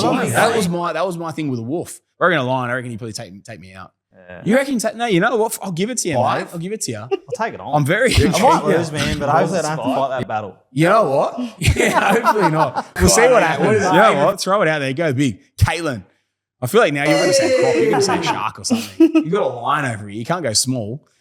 I reckon do or die, I probably could take down like A an angry lion? pig or a sheep or something. Sheep.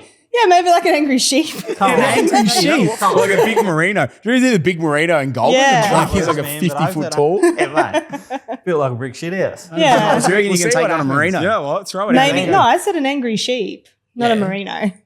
What sort of sheep? Just like a little one. Wee one. What was the other thing? A goat. Maybe like a pig. A pig. Like an angry pig. A lion. I reckon I could roll that one if I really Roll wanted him, get to. him beached on his Yeah. back. His little legs can't run. Yeah. Like he's like 50 bro. foot tall. And then you crack a couple of eggs, you go grab chickens, then you get your bacon and eggs. Mate, take Then we it just easy. get the We'll see barbecue what pond. happens. Yeah, well, throw it out there. All right, beautiful. Not a Finish off, merino. guys. Tell me something, each of you, please. Actually, I want to double these. There's going to be something funny here. Tell me something about yourself that very few people would know. Like an angry pig. Well, I've lived in 7 different Oh, places wow. so far. Really? I just I keep thought you were going moving. to say you're pregnant. Well, I clearly Wouldn't been guess that pregnant too, yeah. You lived in Yeah. 7 different places. Yeah. Is that right? And I did them, went through it last night. Okay, Jeez. beautiful. That's very We'll see interesting. what That is happens. actually Yeah, interesting. well, throw it out And I was there. Go. rapid fire, but Not a I've got a pretty merino. funny story. Okay, here we go. But well, I think when I was little, like year 2 or 1, they tried to put me in the special ed class. Wow. Full got stung. Really? How'd you go with that? Because so, backstory, I'm actually born deaf. You live in so 7 obviously different- I've had me learning difficulties, right? Were you actually? Yeah, so No I'm born way. like 30% deaf in both ears. But yeah, the dogs tried to put me in the special ed class, and I was talking to my sister about the other day, and my little nephew, Maxie, he goes to the same school. Yeah. And yeah, he's got like a little bit of ADD, and they're like, oh, I've got to medicate him hard. And I said, Chels, don't listen to them buggers. I said, they tried to throw me in the special ed class, and we were both pissing ourselves laughing. Like, now look at me, you know? Like, Okay, no, that's good. What'd she say to that, Bart? Was she just laughing? Or yeah, she she was laughing. She's like, 100%. Like, they're just, you know, they don't really want to look for the solution to help the kid. Yeah. Yeah, that was what it was more It's about. like, what's the easiest sort of Yeah, thing? and like, I just couldn't hear in the classroom. Yeah. I'm deaf. Yeah, right. Yeah. Hectic. Were you diagnosed when you were super young? Yeah. Oh, okay. So I used to have hearing aids, and I got picked on and sorted the kid out and stopped wearing them, I guess. Yeah, fair enough. Beautiful. Well, guys, you know what? There's some funny rapid fires in there. I've had some cool stories. I feel like Darwin's a place to be, just to come and interview people, have mad stories. So any other Darwin clients that are there was some random chick, whoever she was. Hello, I saw you yesterday, the Pizza and Property podcast. You didn't say your name. I thought it was Katelyn for a second there, but give it right in. If there's more people, we want to come up here, record with more people in Darwin, because you guys are absolute legends. But guys, I just got to say a massive thank you for coming in today. It's been an epic show. I appreciate you guys being so raw and real and sharing so much with me as well. It's been an epic journey. I've loved watching what you guys have done in the last 12 months. I'm absolutely amped to see where you guys are in another 12 months. And yeah, it's been an absolute pleasure. Is there anything you guys would like to wrap up with? Oh, just thank you so much, Sam. Like, you've totally changed the trajectory of our portfolio and our life. And yeah, I just can't wait to see what these next few months, well, not next few years, bring. And I can't wait to climb up on that stage in 2030. That's a wrap, mate. Thanks very much, Guys, it's been an absolute pleasure. Thank you for obviously trusting me, in the process, both of the mentoring and with APS, obviously the year before even anything to do with mentoring was on the card. So I really appreciate you guys putting the trust in me, and we don't take it lightly at APS. I think you guys know how important it is, for what we do as well. So I just want to say a massive thank you on behalf of APS, and thank you for the shirt.